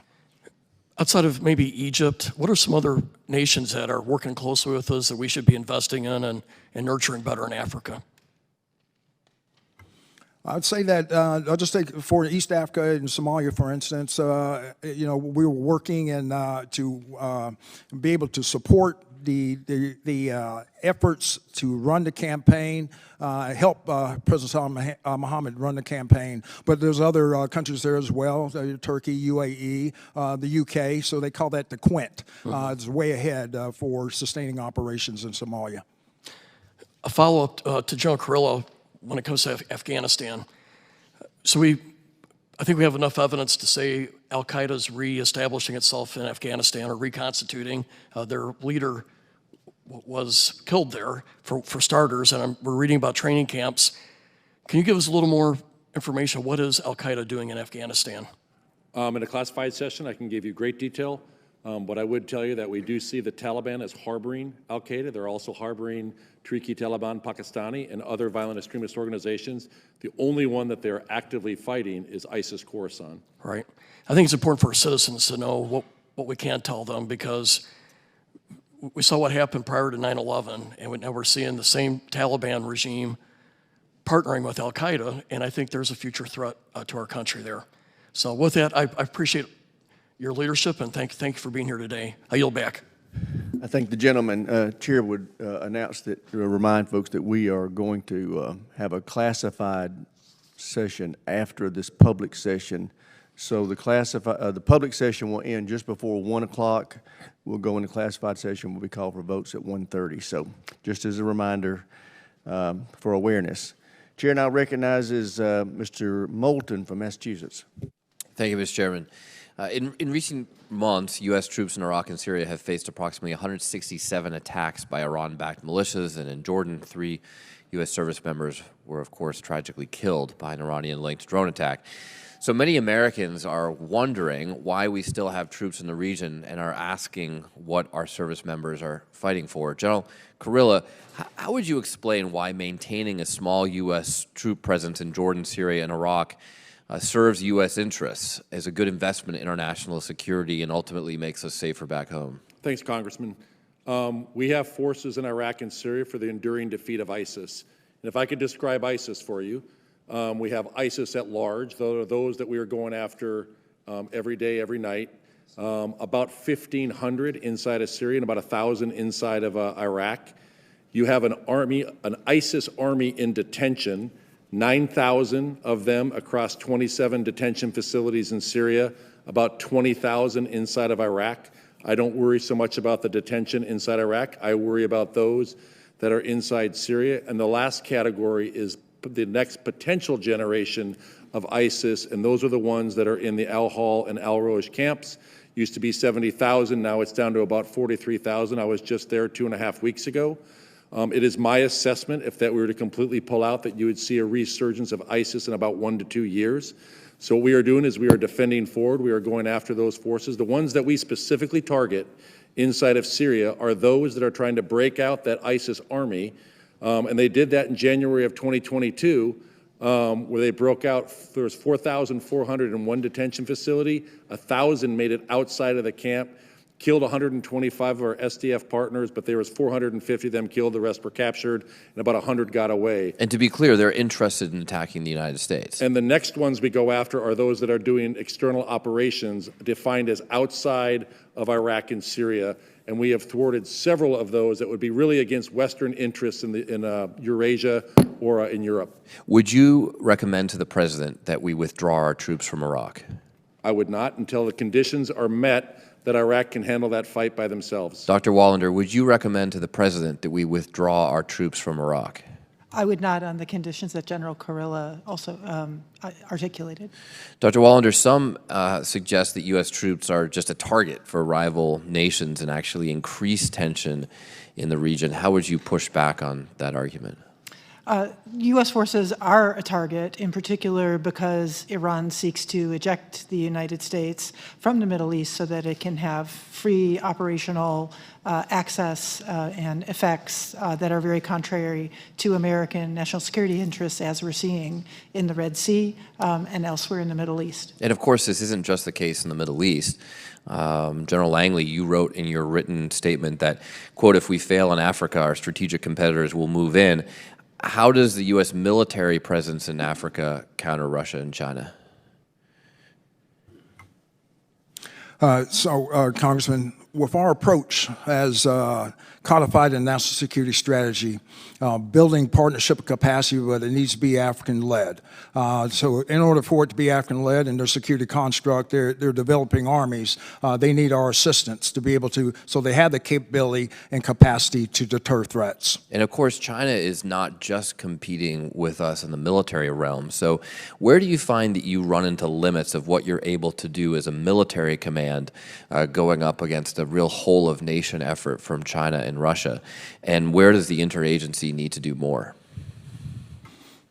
Congressman, across the board, like I said, we are losing the disinformation from the Russian Federation. We need to meet that with the truth. So as far as, you know, the Global Engagement Center from the State Department or other activities, we need to close a say-do gap. We're doing a lot across USAID and State Department and also within DOD, but we're not telling the story. We're not telling the story because we're getting drowned out by the disinformation campaign across civil society and also to the militaries in the Sahel. And that's what we get. We're not saying that Russia caused it, but they did accelerate the coup d'etats as you're seeing in Mali, Burkina Faso, and Niger. So would you say, General, that disinformation is a national security threat to the United States? Absolutely it is. It really is. It's very compelling, especially in civil society, especially for the young generation that's the youth bulge across the African countries. Thank you, Mr. Chairman. I yield back. Thank the gentleman. Chair, now recognize the gentleman from Florida, Mr. Gates. I'm sorry, Mr. Waltz. Big difference. Thank you. Thank you, Mr. Chair. General Kurilla, these should be, I think, very easy questions, but important to get on the record. On the Abbey families, I understand the reinvestigation is complete, correct? The supplemental review is complete, and out of respect for the families, we're going to be briefing them in the next several weeks. Can I ask, they have repeatedly asked me that you have those families together for that briefing rather than individually? 100%, Congressman. We've invited them to a specific date, and we have many of them that have. Can I also ask that we have no time limit on that briefing? There will be no lock them in the room until they're done asking questions. We will stay as long as they want and answer all the questions. Fantastic. Can I also ask, and you know, here's a tough one, but can we declassify whatever needs to be declassified to give them the answers they need, or give them temporary read-ons? I don't care, but let's not have. We are doing the latter, Congressman, and we are giving them all the information that they require. That's great to hear. Thank you, General Kurilla. Now let's switch to, I think, some very important statements you've made on Iran.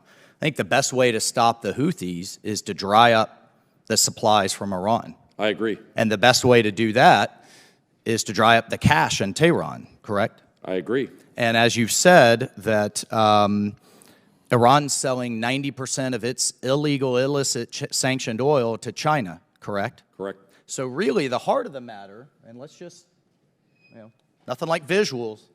Let's look at all of Iranian oil that is going this way, right? I mean, the money is here, and the money's coming from here, correct? Interestingly, though, the oil coming from Gulf and other partners that are coming through here to Europe, that's what the Houthis are hitting, correct? They are. So going back to the money in Iran, we've got Hezbollah being funded by Iran, correct? Correct. We have Hamas being funded by Iran, correct? Correct. We have the Houthis being funded by Iran. Correct. Correct. We've got all the militias in Iraq. And we now have dead Americans because of the money being going back to Iran, correct? All roads go back to Iran, but really, it's Chinese money that is fueling Iran, that is fueling terrorism. 90% of the Iranian oil goes to China. And yet all of our policy is focused on the symptoms of the disease, now a port dealing with the humanitarian crisis in Gaza, a coalition shooting down $50,000 drones with $2 million missiles. Now the Houthis are threatening to go at the Indian Ocean as well. We've got shipping being diverted all the way around the Cape of Good Hope. Our policy is focused on the symptoms, not the core problems, not the disease, which is Beijing and their relationship and funding of Tehran. Would you disagree with that? I think Iran is the single biggest malign actor in the Middle East. So here's My question, Dr. Wallander, responsible for policy, how have we fundamentally shifted our policy to dry up the cash in Iran? And please don't tell me the oil is sanctioned. I know the sanctions.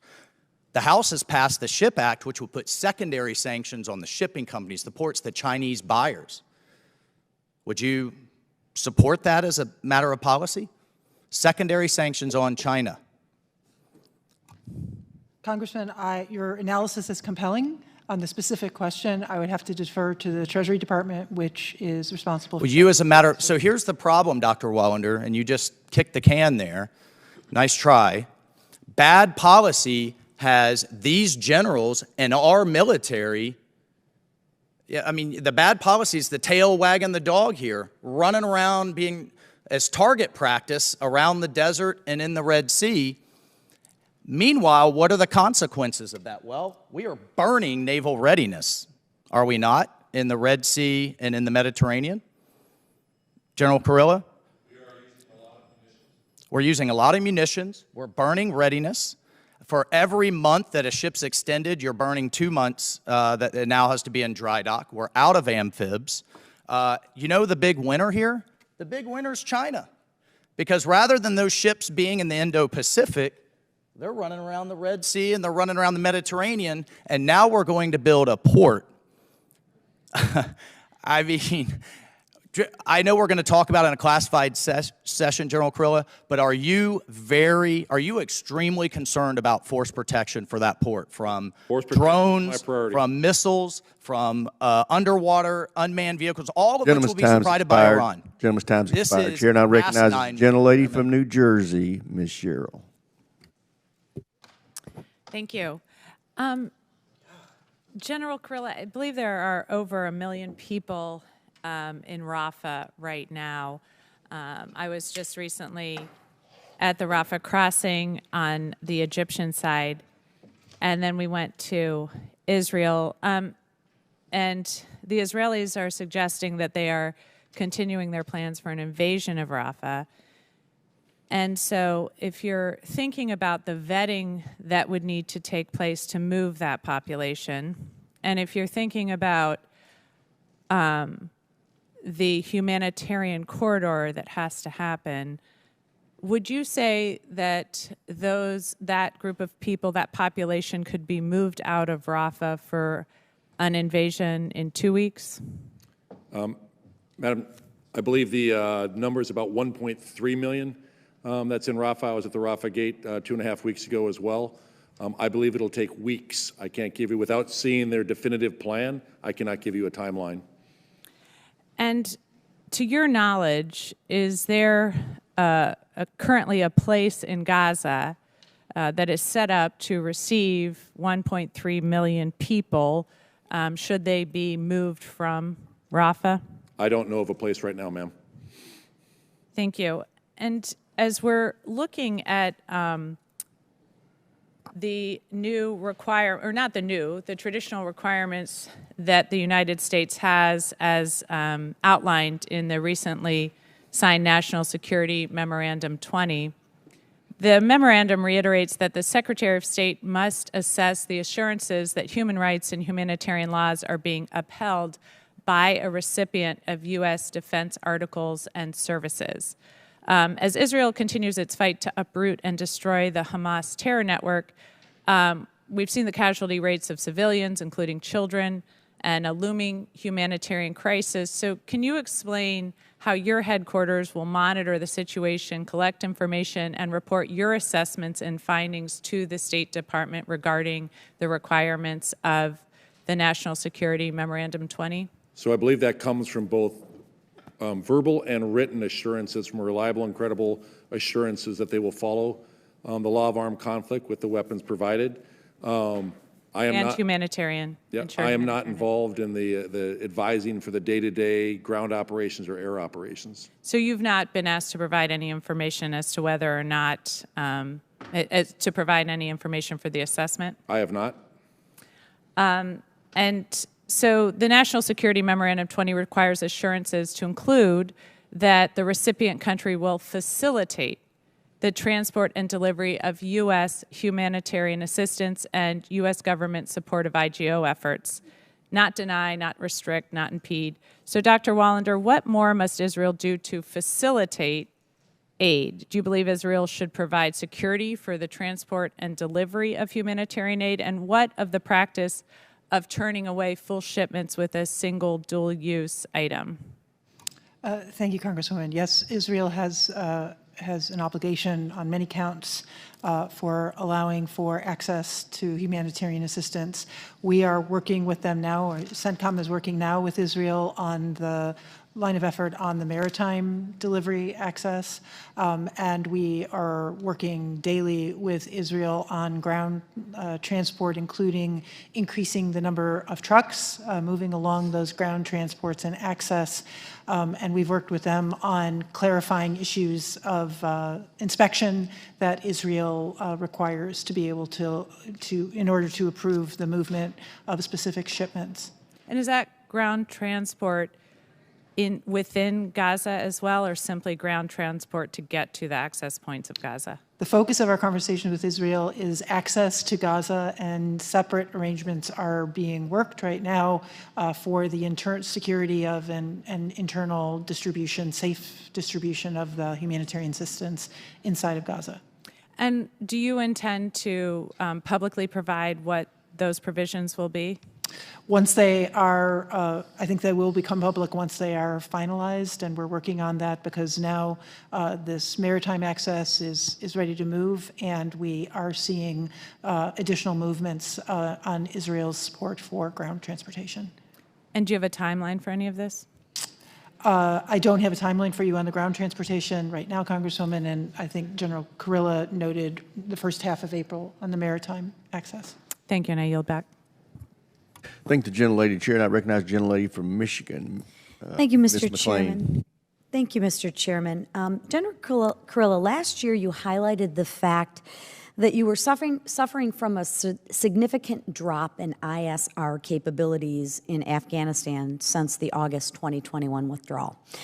Former Chairman of the Joint Chiefs of Staff, General Mark Milley, testified this week before the House Foreign Affairs Committee that the withdrawal was a strategic failure.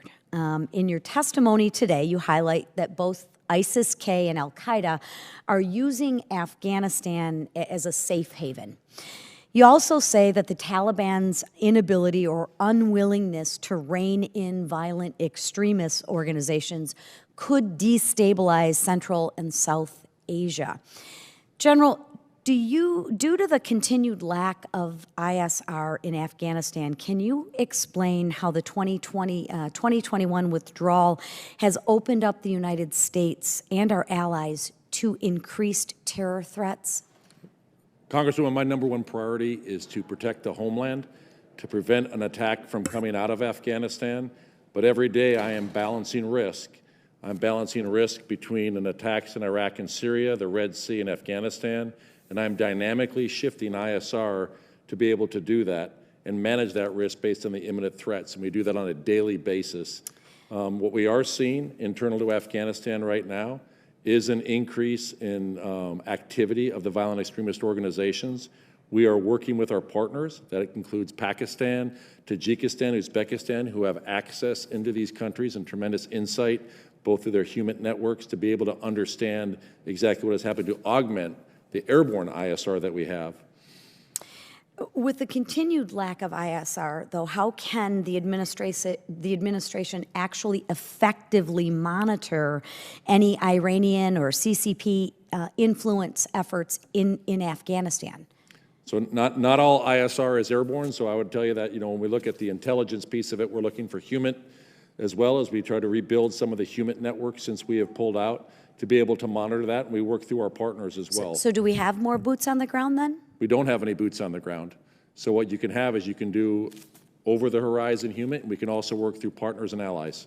And how are those going?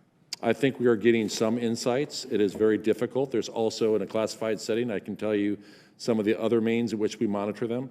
Have you requested additional assets be deployed to Afghanistan? I have identified the requirements that I have to the Department of Defense. So you have identified them. Have you requested them? I don't think any combatant commander, I have requested them. I don't think any Okay. combatant All right. commander has the numbers they need. What is the response from the Secretary in the White House regarding those requests or Again- identifications? Again, I would say that there's no combatant commander, Mike Langley included, who doesn't have all of the resources that they require. But what I do is identify the risk of not getting those.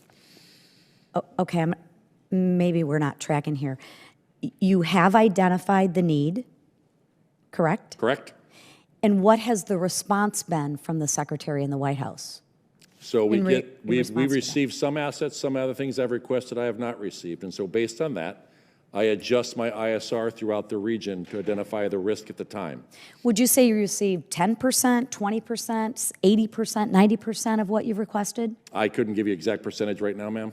Give me a gut feel. I'm trying to. I wanna be sincerely, accurate if this I'm is a gonna provide. big. This is a very concern. Well, it is, and I mean, we have, so what you look at the requirements, the only place I'm not being shot at right now is Afghanistan. Yet. So I'm adjusting that ISR, where we were being shot at in Iraq and Syria, And I put it on And I force understand protection. that. I understand that, sir. I'm just trying to get an answer to my question. So you've requested some. Some could be a little, a lot. You don't have any gut feel on, I've requested X and I've received Y? I do know the number of what I've requested. A lot of it's bigwig ISR to be able to do things. And what I can do is I get ISR in one area, I can shift it over to another area. But we are at a reduced number inside of Afghanistan right now. Okay.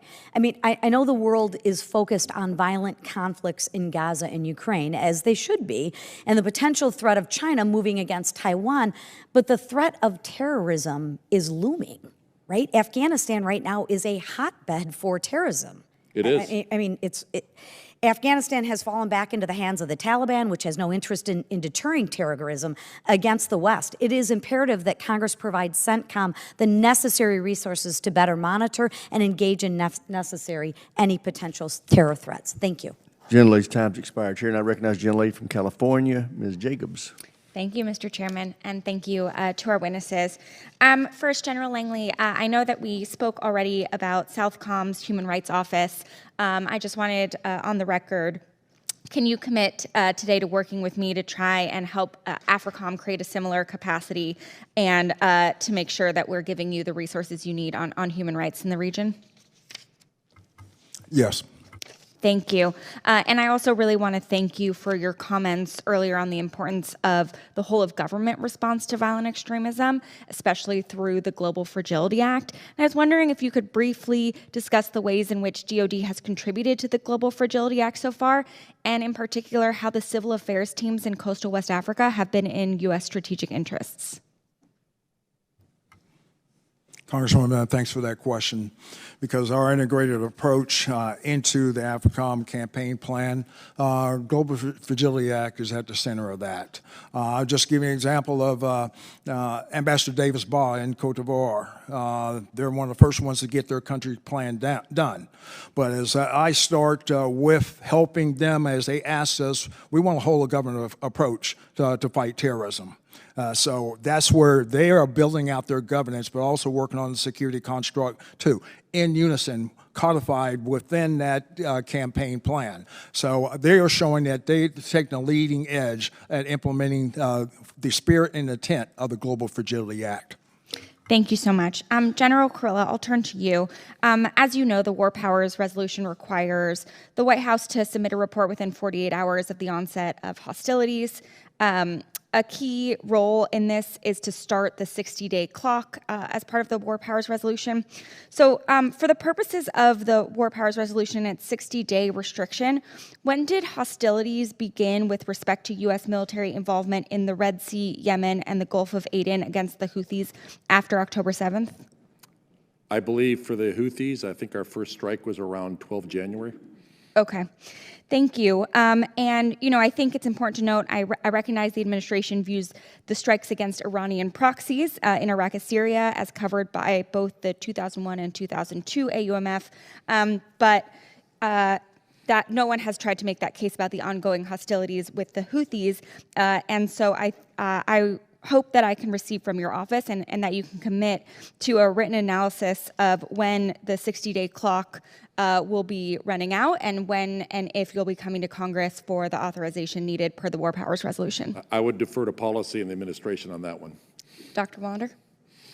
Thank you, Congresswoman. The assessment of the Interagency Lawyers Group is that the operations against Houthi threats and attacks on shipping is covered by the President's inherent right under Article 2 and the authority of the combatant commander to authorize strikes in self-defense of U.S. assets and forces. I think a key part of the War Powers Resolution is continuing and ongoing, which is a key part of the administration's messaging around that. So I look forward to continuing this conversation and making sure that you all are in compliance with the law, the War Powers Resolution. Lastly, I will turn again to General Langley. We've seen an increasing number of regional players in Africa, including Turkey and the UAE. In fact, both of these have recently played spoilers in various conflicts, particularly in Ethiopia and in Sudan. How often do you meet with the UAE and Turkey to raise our interest on the African context? And then General Kurilla and Secretary Wallander, recognizing that we have many priorities and a complicated relationship with both those countries, how do we ensure that our African interests are raised at a high enough level? Congresswoman, as far as Turkey and UAE, no direct contact, I'll just say, in Somalia with President Salman Sheikh Mohammed, taking all players that's going to be able to help build out his army. They have established a Quint, but Ambassador Fee, she goes to the Quint meetings on that. So I don't have any direct mill-to-mill with them, other than deconfliction of the airspace. In terms of Turkey, we have just deconfliction of airspace in the mill-to-mill domain because that's actually a EUCOM country. And in terms of our relationship with Turkey in particular in Africa and Somalia, Turkey has contributed to capacity building, and we believe that's positive. We just ask that Turkey in particular make sure to keep us informed of those operations. General Lee's time's expired. Chair, and I recognize the gentleman from Texas, Mr. Jackson. Thank you, Mr. Chairman, and thank you to our witnesses for being here today. Appreciate your time. With the recent focus being most of the time focused on Indo-PACOM, this hearing is a great example of why we can't lose focus of the threats in AFRICOM and CENTCOM. So appreciate you being here and give us an update on that. In 2023, I led a CODEL along with my colleague, Ms. Jacobs, to CENTCOM and AFRICOM to learn firsthand about some of the unique challenges faced in your respective AORs. Last week, Russia, China, and Iran concluded their annual sea security belt exercise in the Gulf of Oman, which included a large number of troops, warships, aviation assets, along with numerous other nations participating through observer status. These joint drills promote cooperation between China, Russia, and Iran while sending an undeniable signal to the U.S. and to our allies. The aggression in the Red Sea has certainly been the focal point for our forces, but a major joint exercise being conducted by our strongest adversaries happened right outside of our bases in Bahrain, Qatar, and the UAE. General Kurilla, does this type of hostile military activity cause an increase in the regional tension as the military ties amongst our adversarial nations grow around us? How much does it undermine our efforts in the Red Sea, and what other concerns do you have for CENTCOM? Thanks, Congressman. Appreciate that. What we call the Chinru exercise was done in the Indian Ocean. I don't think it raised regional tension, but it just does show this relationship that we're seeing between China, Iran, and Russia of interest.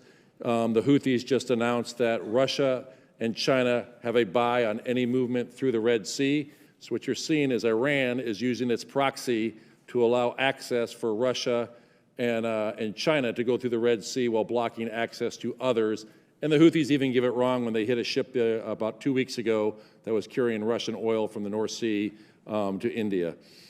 Thank you, sir. I appreciate that. And I have some follow-on questions I'll ask you in the classified portion. I have one more question for you, General Langley. East Africa sits in a critical area which has seen corruption and heightened hostilities from violent extremist groups such as al-Shabaab and ISIS. As I mentioned, I was just in Somalia last year where I got an understanding of the threats that exist, but in that region, the situation on the ground can and does shift daily. In the last decade, the PRC opened a military base on the continent of Africa right next to our American base in Djibouti. Simultaneously, Russia is increasing its footprint there and hoping also to establish a base in East Africa. General, as both Russia and China establish significant footprints on the east coast of Africa, what would be the impact to AFRICOM, and what is going to be the impact to AFRICOM in the security of our U.S. forces in Djibouti and Somalia? And what impacts does the presence of China and Russia have on your relationships with other nations in the area and our ability to continue to establish influence there? Congressman, thanks for that question. It goes part and parcel with my buddy General Kurilla says. As we look at the Red Sea and look at the Gulf of Aden and the impacts, very much a strategic sea lines of communication. So I am very much interested in what the thinly veiled reasons or purpose that China in entrenchment into Dorley, Djibouti, as far as their purpose of being there, and they say it's for counter-piracy or goodwill. We're not seeing that because, as General Kurilla can probably attest to, that in the past few months, there's been a number of Mayday calls, and every other country within the construct that they have executing the anti-piracy or response to the Houthis' activities, China never made one attempt to come to the aid of a ship in distress. So it's thinly veiled as far as the purpose of why they're at Dorley. I think it's for power projection or A2AD, anti-access or air denial reasons. Thanks, sir. Yeah, I think most of us here would doubt their stated intentions and don't trust them at all. I have one more question that I'm going to defer mainly to the classified section, but I do have some questions about the port in Gaza, and I would like to know, and I think you said, General Kurilla, that you might be able to expound upon this, on what kind of reassurances we're going to have that our troops that are involved in this are going to be safe, and then also for Ms. Wallander, I'd like to know as well, what do we have in place that we can ensure, and generally can contribute to this as well, that we are going to make sure that these resources are not going to Hamas, because it's been my experience that, as much as, there's a need to help Palestinians that are trapped in this situation, that by and large, it's almost impossible to do that without resupplying and refurbishing and taking care of Hamas first, because they control a lot of what's happening in the region. So I'll defer that for the classified section. I know you can't elaborate too much on that here. So with that, I yield back the remainder of my time. Thank you, sir. I thank the gentleman. Chair, and I recognize the gentlelady from Virginia, Ms. McClellan. Thank you, Mr. Chairman, and thank you to the witnesses for being here today. My first question is for Secretary Wallander and General Langley. I have been deeply concerned by the dramatic rate of democratic backsliding that we see in Africa recently, particularly in Western Africa, and would like to hear how the administration and AFRICOM are working to shore up and support democratic governments on the continent, especially those that we would classify as the most vulnerable. Thank you, Congresswoman. And we share that concern because without stable, reliable democratic partners, we see the effects in the Sahel, in Mali and Burkina Faso, where actually insecurity has risen with the rise of military coups and also the access of Russian forces. Where Russian forces go, insecurity and instability quickly follow. What we do is something that General Langley so well laid out, which is the conditions, unfortunately, where we see that democratic backsliding are created when demagogic leaders claim that they are being driven by their populations who genuinely are not benefiting from economic prosperity, are suffering from the effects of climate change, are not seeing development, for example, of their agriculture, and so their future is viewed as bleak. And that is why it is so core to our mission in Africa to work with the State Department, to work with USAID, Department of Agriculture, across the interagency, to build those resiliences and that hope, because without that, it's hard to argue to the populations that democratic governance is delivering for the people. You actually anticipated my next question, which was about how more funding and flexibility for USAID and the State Department would better facilitate interagency planning and collaboration for a better whole government approach to our partners in Africa. So I don't know if you want to add anything to that. It is a longstanding position of the Department of Defense that we fully support Congress's provision of capabilities and resources to the State Department, USAID, and other agencies because they are vital partners in creating stability, security, and therefore stable democracies. General Langley, anything you'd like to add on those two questions? ASC Wallander covered, she covered 90% of it. But I'll just tell you, when we rolled down the streets this time last week of Niger and seeing some of the propaganda from Russian Federation or of the junta was telling. Our strategic communications, we have a ways to go in our narrative and what our intrinsic value, what we have to offer these countries and the whole government in building out their governance. We need to tell a better story. It needs to be compelling, and it needs to be able to go across civil society, and on my part, be able to impart good order and discipline across the forces that is civilian-led. Thank you. And Africa is also an extremely diverse continent and home to some of the most rapidly industrializing nations on the planet. How are the administration and AFRICOM situating themselves to be nimble and responsive in this increasingly dynamic region? I would say we, again, work with our interagency partners to identify promising partnerships where there is an interest in reaching high levels of capability and professionalism in the security sectors, military, but also other aspects of the security sectors, and we work very closely with the State Department in identifying those key countries and opportunities. Thank you. After my assessment across the Sahel, from East Africa to West Africa, I wanted to go down into Southern Africa to see what models of success. I saw that with the Southern Africa Development Community, whereas collectively, they know what right looks like, and with their investments, I think that, just for example, the Lobito Corridor and where President Lorenzo of Angola and all the way to Zambia, if they can get that rail lines and in U.S. investments of prosper Africa, I think that we can have the model of excellence, what we're searching for. Thank you very much, and Mr. Chair, I yield back. I thank the gentlelady. Chair, and I recognize the gentleman from Texas, Mr. Fallon. Sorry. Thank you, Mr. Chairman. Dr. Wallander, if you could bear with me for a minute. It'll make sense in a minute. Do you believe that U.S. invasion of Normandy, France in June and July 1944 was justified? Yes, Congressman. I figured you'd say that. According to the French government and most historians, about 20,000 French civilians were killed in Normandy over that 2-month period. Who do you hold responsible for those deaths? I mean, Vichy France, Free France, the United States, Nazi Germany, who do you hold responsible? An aggregate answer is impossible. One would have to look at individual operations, but I believe that the United States, even 80 years ago, conducts its operations to prevent civilian harm and does not target civilians. Correct. I would hold Nazi Germany at fault because we wouldn't have bombed Normandy had Hitler not invaded France in May of 1940 to begin with. That's kind of where I'm getting at. Who's ultimately responsible for that? It's Adolf Hitler, Nazi Germany. I think we could probably agree, but limited time that I have. Do you believe that we'd have thousands of IDF forces in Gaza right now had October 7th not happened, where 1,200 civilians were murdered and 200 innocents taken hostage? We've been absolutely clear that the reason for this conflict is Hamas. Right, so there would be no, or at least not a massive concentration of forces, IDF forces in Gaza. According to, and we'd also agree, IDF doesn't have a policy of targeting civilians, unlike Hamas. Yes, Congressman, Okay. that's correct.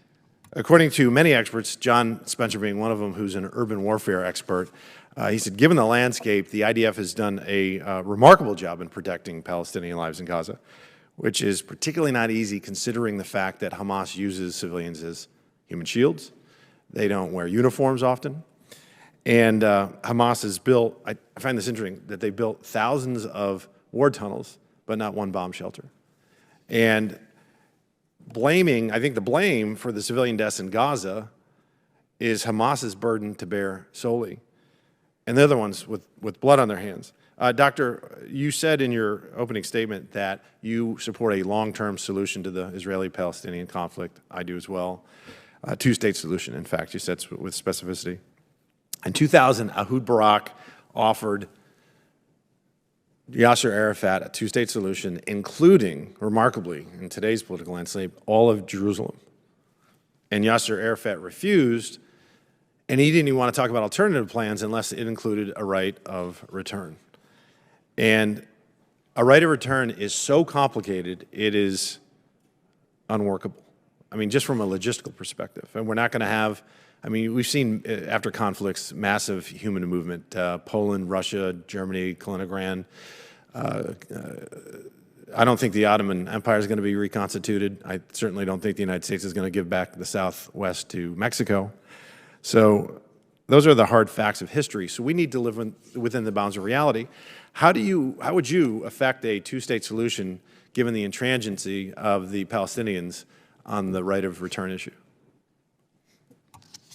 Congressman, I can't get into the details about a negotiation that would be, with the international support, it would be between Israel and a Palestinian So that's kind entity. of I just respectfully, that's really a non-answer. But I do think that we're looking at a one-state solution, at least from the Palestinians and Hamas's perspective, and that one-state solution is the rhetoric that we hear about genocide, river to the sea, and that's a genocide of the Jewish people in Israel. General Kurilla, I want to turn your attention towards Afghanistan. 2021, of course, we had a withdrawal, and thank you for your service, by the way. We were told when we left by the Biden administration that there would be, still we'd be able to conduct robust counter-terrorism missions, even though we wouldn't have physical assets or presence there. And then I think it's interesting that in June of 2023, Joe Biden said, and I quote, "Do you remember what I said about Afghanistan? I said al-Qaeda would not be there. I said it wouldn't be there. I said we'd get help from the Taliban. What's going on now? What's going on now? Read your press. I was right." And then in your testimony last week in the Senate, you said, and about Afghanistan or about al-Qaeda in Afghanistan, you said, quote, that al-Qaeda still enjoys safe havens in Afghanistan, and in terms of ISIS-K, you stated that the Taliban has shown neither the capability nor the intent to sustain adequate countermeasures, counterterrorism pressure. Fair to say President Biden got that one wrong? I do see al-Qaeda and ISIS-K inside of Afghanistan. Okay. Thank you, General. Chairman, I yield back. Thank the gentleman. Chair, I recognize the gentleman from Nevada, Mr. Horsford. Thank you, Chairman Rogers, and to the ranking member for this hearing. As the Chinese Communist Party continues to strengthen or try to strengthen its influence across the globe through predatory loans and investment projects, I recognize the strategic importance of ensuring that the United States remains the partner of choice amongst African nations. In fact, during my recent travels to Ghana and Kenya, I was encouraged by the breadth of programs that the United States is supporting to counter CCP influence in the region. Efforts like the U.S.-Kenya Strategic Trade and Investment Partnership, which promote mutually beneficial trade relationships. General Langley, can you speak to the importance of whole-of-government approaches to countering the CCP in Africa? Thanks, Congressman, and thank you for making a trip out there. Every time that congressional members through the CODELs go down to and engage with our African partners is very telling of who their real partners of choice are and sustaining. So with that, yes, big successes in Kenya. I spoke just previously about what's going on in Angola in the Lobito corridor. There's going to be a rail line extended. That is counter to the Belt and Road Initiative. That is counter to mining concessions or a supply chain that China's trying to push forward. So I think we're doing all the right things, but we need to do more, whether it's investments in Prosper Africa or holistically all the other activities that we bring together, whole of government, that pushes our partners to lead it and us enable them across the whole of governments as an answer to what the false offerings or the unstable offerings that China is doing through a social economic coercive manner. Thank you. Generals Langley and Kurilla, last year I asked you to describe the threat China and Russia pose in your respective areas of responsibility. Can you describe how in the last year that threat has evolved and what new challenges you're facing? Thanks for that question as well. I'd say that access and influence across the periphery of the continent. So they have their naval escort task force floating around and doing naval diplomacy. I need more ships. I need more ships so that we can engage. We have Obagami Express. We have the Express series, I would say writ large, at different parts to include Cutlass Express, engaging with the naval forces or maritime componency of African countries. China's trying to replicate that. So I have one ship, and I would like to have another. Thank you. Congressman, thanks for the question. What we really have seen, though, is a big change is that Iran is now selling 90% of its oil to China, which then in China, in effect, is funding the malign and subversive behavior of Iran, which then trains, funds, and equips their proxies throughout the region. We do see the instruments of national power that that China is using, and that is the diplomatic, information, military, and economic, especially the economic. With the Belt and Road Initiative, we see that throughout the entire region. It's predominantly focused in the CENTCOM region. We've seen them increase their diplomatic effort, upgunning all their senior defense officials and defense attaches, very aggressive in the information environment. And the military, what they do is they come in, they open the Amazon catalog, and they say, you can pick anything you want. We'll give you prime shipping, we'll finance it, and there's no end-user agreement. And our partners have real security needs. And so one of the things that we can do to counter that is improve our foreign military sales capabilities. Thank you. In my home state of Nevada, my constituents are feeling the effects of the climate crisis every day. The AFRICOM and CENTCOM theater continue to experience some of the worst, most damaging events. Often they are fast occurring and unpredictable. In June of 2023, U.S. Africa Command and the United States Institute of Peace organized the third Security Implications of Climate Change Symposium, bringing together leaders from across the African continent. General Langley, can you speak to the importance of these collaborative efforts to address climate-related security challenges throughout Africa, please? Absolutely, and thanks for that question, because as we look at the drivers of instability across the Sahel, we know that climate change does feed into it. It causes desertification, it causes flooding, and also impedes on freshwater access. So that's what USAID, they're doing a predictive analysis of the overall effects of climate change, and also groups in that Gentleman's meeting. time's expired. Chair now recognizes the gentleman from Florida, Mr. Jimenez. Thank you very much. Thank you very much, Mr. Chairman. I was intrigued by my colleague from Florida and his analysis of really that the source of all this is actually Chinese money. Since 90% of the oil that Iran is shipping around the world actually ends up in Chinese hands, then that 500% increase in income revenue that Iran has realized in the last 2 or 3 years is actually probably coming from running around or getting around the sanctions imposed on the sale of oil. What can we do to, General Kurilla, what can we do to reimpose, we have the sanctions, to actually enforce those sanctions? Congressman, thanks for the question. Sanctions work if it's an international effort. So I would tell you that there needs to be an international effort in the whole of government, our whole of government, diplomatic, information, military, economic, and an international effort to enforce those.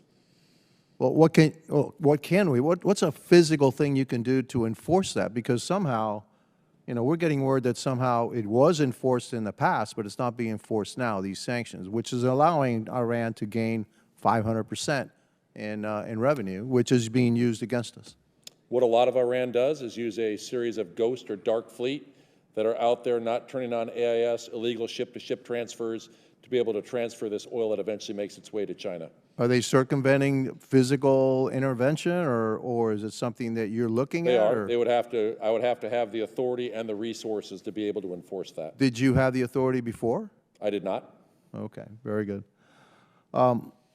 It's also perverse that somehow, because it's Chinese money that's funding Iran, that then is funding our adversaries. In effect, it's our money that's funding our adversaries. because we're China's #1 trading partner. And so, you know, sitting on the China Select Committee, I've taken a position that we need to decouple from China as soon as possible. We need to treat China like we treated the Soviet Union. We didn't do much business with the Soviet Union. And fortunately, we're addicted to Chinese goods. We're like drug addicts. And we got to beat this addiction that we have to their goods and decouple from them in order to hurt them economically so that they can't hurt us physically, which is really what they want to do. And they're taking advantage of it right now, Congressman, when we see what they're doing in the Red Sea by getting a pass from the Houthis, and they've created a separate shipping line that specifically says it'll provide free, you know, safe passage for goods through the Red Sea. General, the faster, you know, decoupling from China can't come fast enough for me, to be honest with you. We are funding the instrument of our demise. We ourselves, by doing business and continuing to do business with China. I want to switch gears a little bit here. Do you believe that our military-industrial base needs help? It does, and it needs funding. And if the supplemental is passed, I will tell you that also resupplies the weapons that I have fired in the Red Sea. But a lot of that goes to the industrial base, which allows also for multi-year production. Because it's an industrial base. They want to see the incentive of how long this is going to last for. So we do need that. Well, that's what I was getting to, that the supplement, at least one of the supplements that I've seen from the Senate, there's $60 billion goes to Ukraine. I would think most of that is for military aid. There's $10 billion that goes to humanitarian aid for Ukraine, for Israel, and for Gaza. What percentage of that $60 billion will actually be spent here in the United States? I can't speak to that. I'll defer to Dr. Wallander, but I know that for that supplemental, $2.4 billion is for CENTCOM, $686 million is for counter-UAS, $157 million resupplies the SM-2 missiles, and various other reimbursements for the funds that we've already spent. Well, could Dr. Wallander, can you answer that question real quickly? Yes, the rough estimate that we've heard is that about half of that $60 billion goes for PDA and USAI authority, all of which, while it is security assistance to Ukraine, goes to replenish U.S. forces or to directly procure from U.S. industry. So all of that money goes to the U.S. economy. Well, finally, I want to make this comment. You know, I agree with the members across the aisle that we need to take a vote on this. It would damage American reputation in the world that if we walk away from Ukraine, we made them a promise back in the 90s that we'd have their back. They're fighting the fight. All they want are the guns and the weapons. And finally, this one thing: just because Joe Biden doesn't secure the southern border doesn't mean that Vladimir Putin can take Ukraine. That correlation to me is insane. Thank you. Chair now recognizes the gentleman from North Carolina, Mr. Davis. Thank you so much, Mr. Chair, and to the witnesses who are here today. General Langley, as a proud veteran, Air Force, I may add, but go Devil Dogs, I take great pride in the work that the North Carolina National Guard has been doing. It's my understanding that they have had a tremendous impact through the state partnership program in your area of responsibility.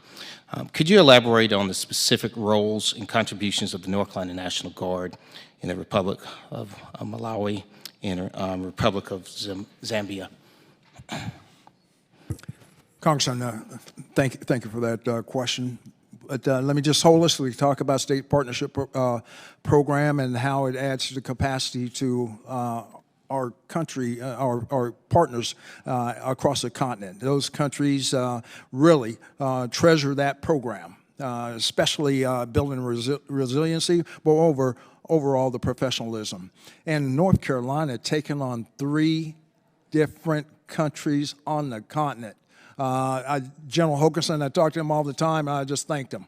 That right there is impactful. It's in Southern Africa, you know, but what they've already established in their excellence in Botswana, we're going to be witness to that because I'm at the Chad conference there in a few months. But I'd just say thank you to you and all the members as part of the National Guard that are contributing their time to go on the continent of Africa and contribute to 3 different countries.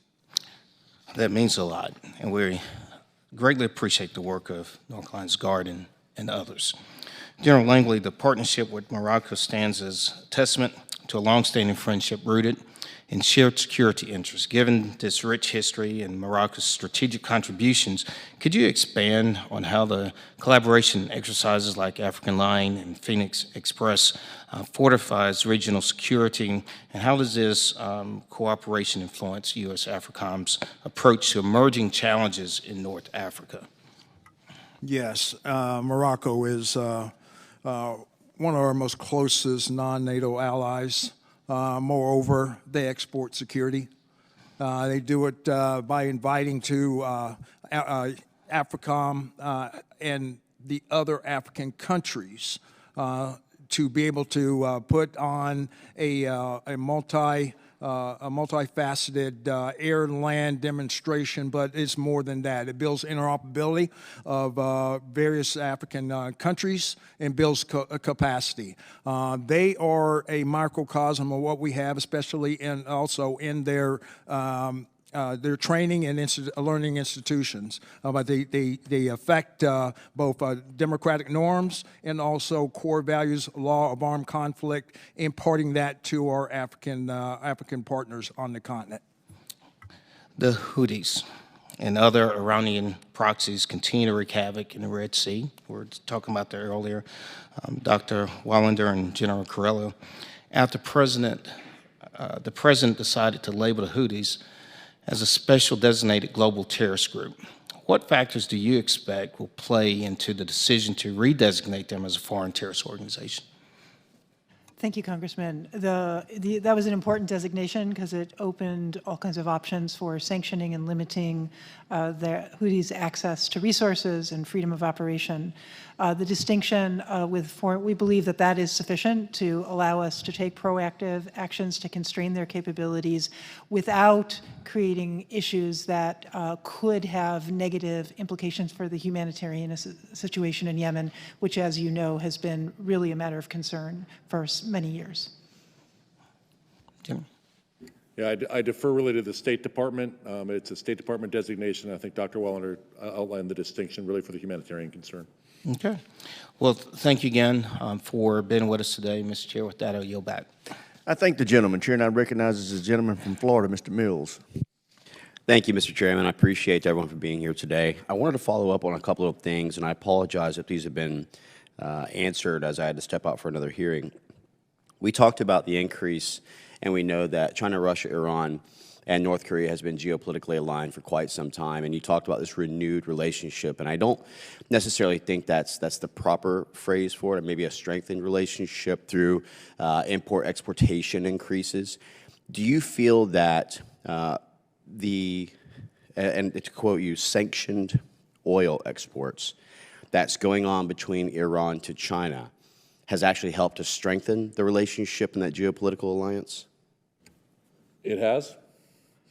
And would you say that putting stronger sanctions, as we had in the previous administration, and redesignating the Houthi terrorists, which my colleague had just mentioned a second ago, would help to limit the Iranian proxy militias' assets and resources?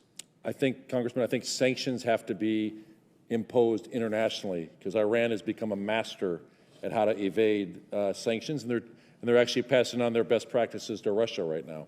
Well, they're passing on their best practices to Russia, but China has been the greatest and the most nefarious when it comes to circumventing sanctions and not following them, and yet we still consider them to be, by some people's context, a competitor, when in reality they're actually an adversary.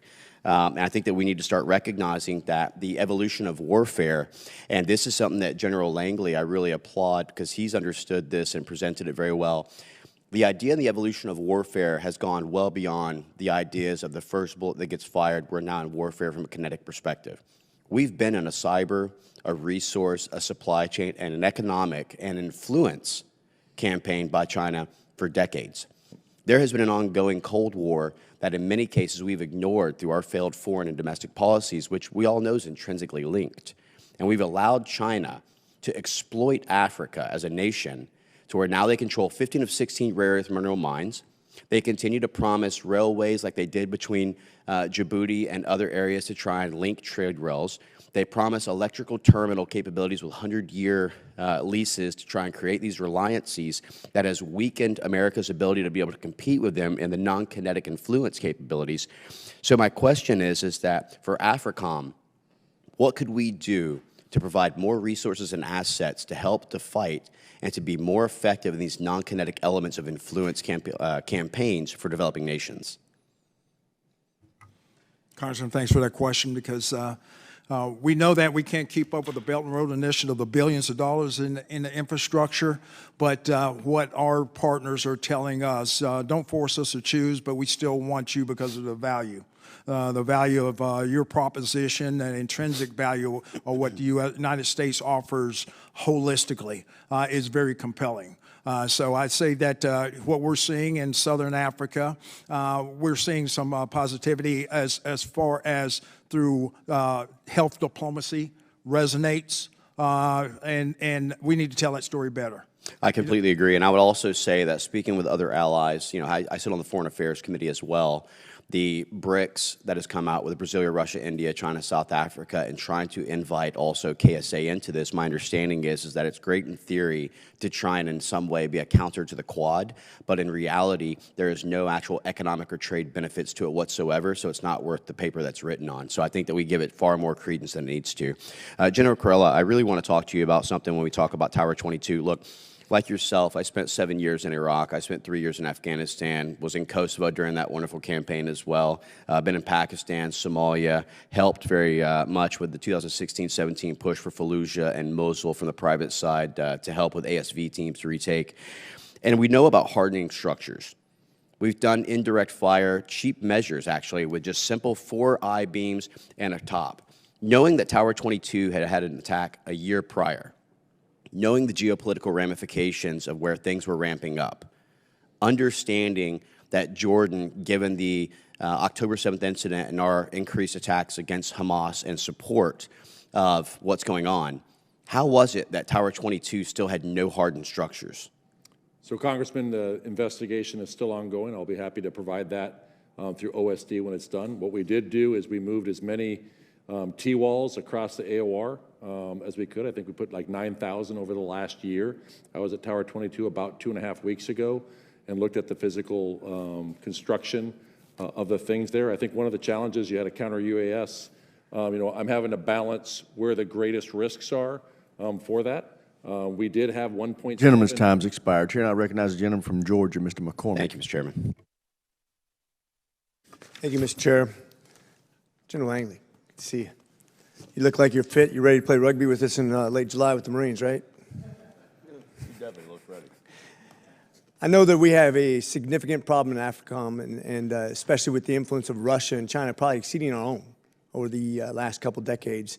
Watching them not only economically tie themselves and actually exploit Africa, we have some major significant problems just because of the instability of the governments in those regions throughout the whole continent.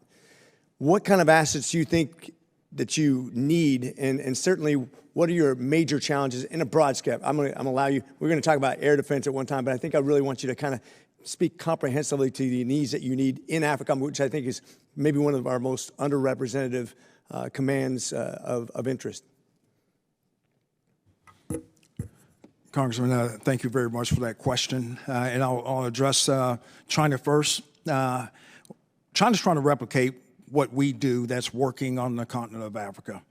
And I will just say they can't match what we're doing in health diplomacy in our efforts, what USAID has been able to achieve in malaria, AIDS, COVID, Ebola, and also the full throes of the PEPFAR program of increasing life expectancy over 20%.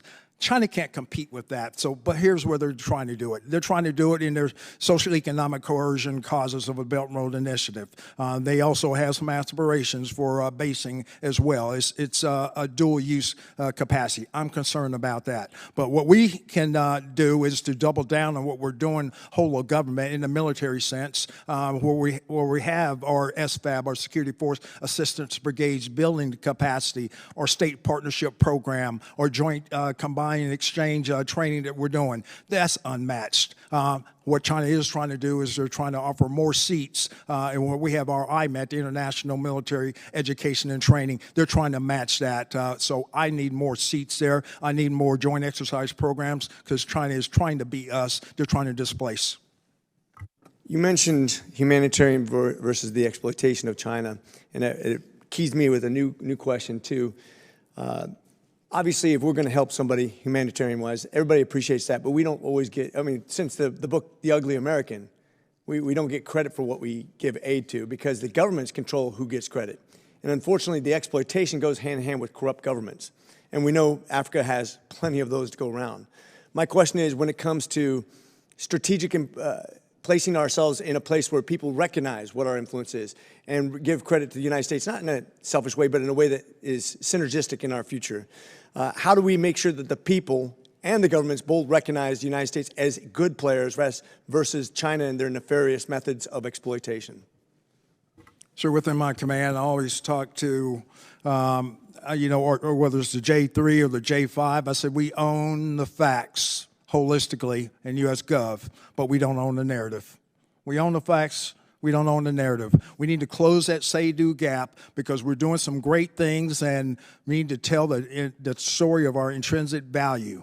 We need to get better in our information operations. We need to get better at countering the disinformation operations, whether it's from China or Russia, because there's a story to be told, especially to our African partners, because it is compelling. Then this question is to both of you because it really concerns the Straits and the Houthis and what they're doing right now to disrupt us using Iranian technologies, Iranian drones. We've done nothing but facilitate them through the Biden policies of basically allowing them monies and the production, dissemination, and encouragement of bad guys to attack not only us but all of our allies. Do you feel like you have the necessary tools to deal with that in that region right now? Congressman, what we need more of a whole of government and international effort, particularly on the deny line of effort, to deny Iran from providing those weapons in the first place. There's a UN vessel inspection mechanism. Just like we did for counter-piracy, we need to do for this counter-smuggling effort. It's land and it's maritime. We need to isolate the Houthis in the information space. They say it's about Gaza. The Houthis have not provided one loaf of bread to Gaza. What they've actually done is delay it by making it go all the way around the Cape of Good Hope, increase the cost to it. So I find their righteous indignation a little bit laughable. The other thing we need to do is impose cost on Iran, and that's a whole of government effort to be able, because they're the ones who are providing the weapons. From your mouth to God's ears, my time has expired. Thank you. And the chair now recognizes the final member for the public segment of this hearing, Mr. Moylan for Guam.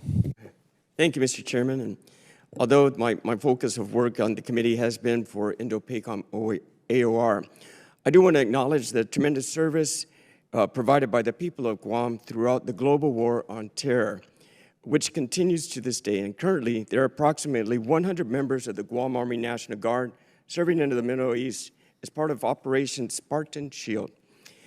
To these servicemen, I would like to say your island is proud and we await your safe return home. But I do have one question for you, General Kurilla. So the recent Houthi attacks on shipping have forced the Fifth Fleet into fighting a campaign of contested logistics. So this is a problem set which the United States has not had to deal with in recent memory. In the future war, it's likely Guam will become reliant upon contested supply chains. Therefore, what lessons are you learning with specific reference to relevant insights for the Western Pacific? Great question, Congressman. I mean, I think we are learning a tremendous amount of lessons, and we're in the process of actually compiling a lot of them to share with all of our combatant command partners out there, particularly in the naval domain of what we're learning. One thing we say is you can shoot a destroyer and go empty in a matter of hours, but it takes weeks to resupply it. We're learning about underway resupply. One of the things you have to do is go to a port to resupply the vertical launch tubes. We need to get back to how can we do that at sea. There's a lot of other lessons that we've learned about the importance of also resilient basing, access basing, and overflight are critical, and we'll share all those with our combatant commanders. Fellows. Looking forward to it. I want to thank the witnesses for your testimony and your service to our nation. Thank you, Mr. Chairman. I thank the gentleman. The chair now will recess this public portion of the hearing. We will reconvene in approximately 5 minutes in room 2212.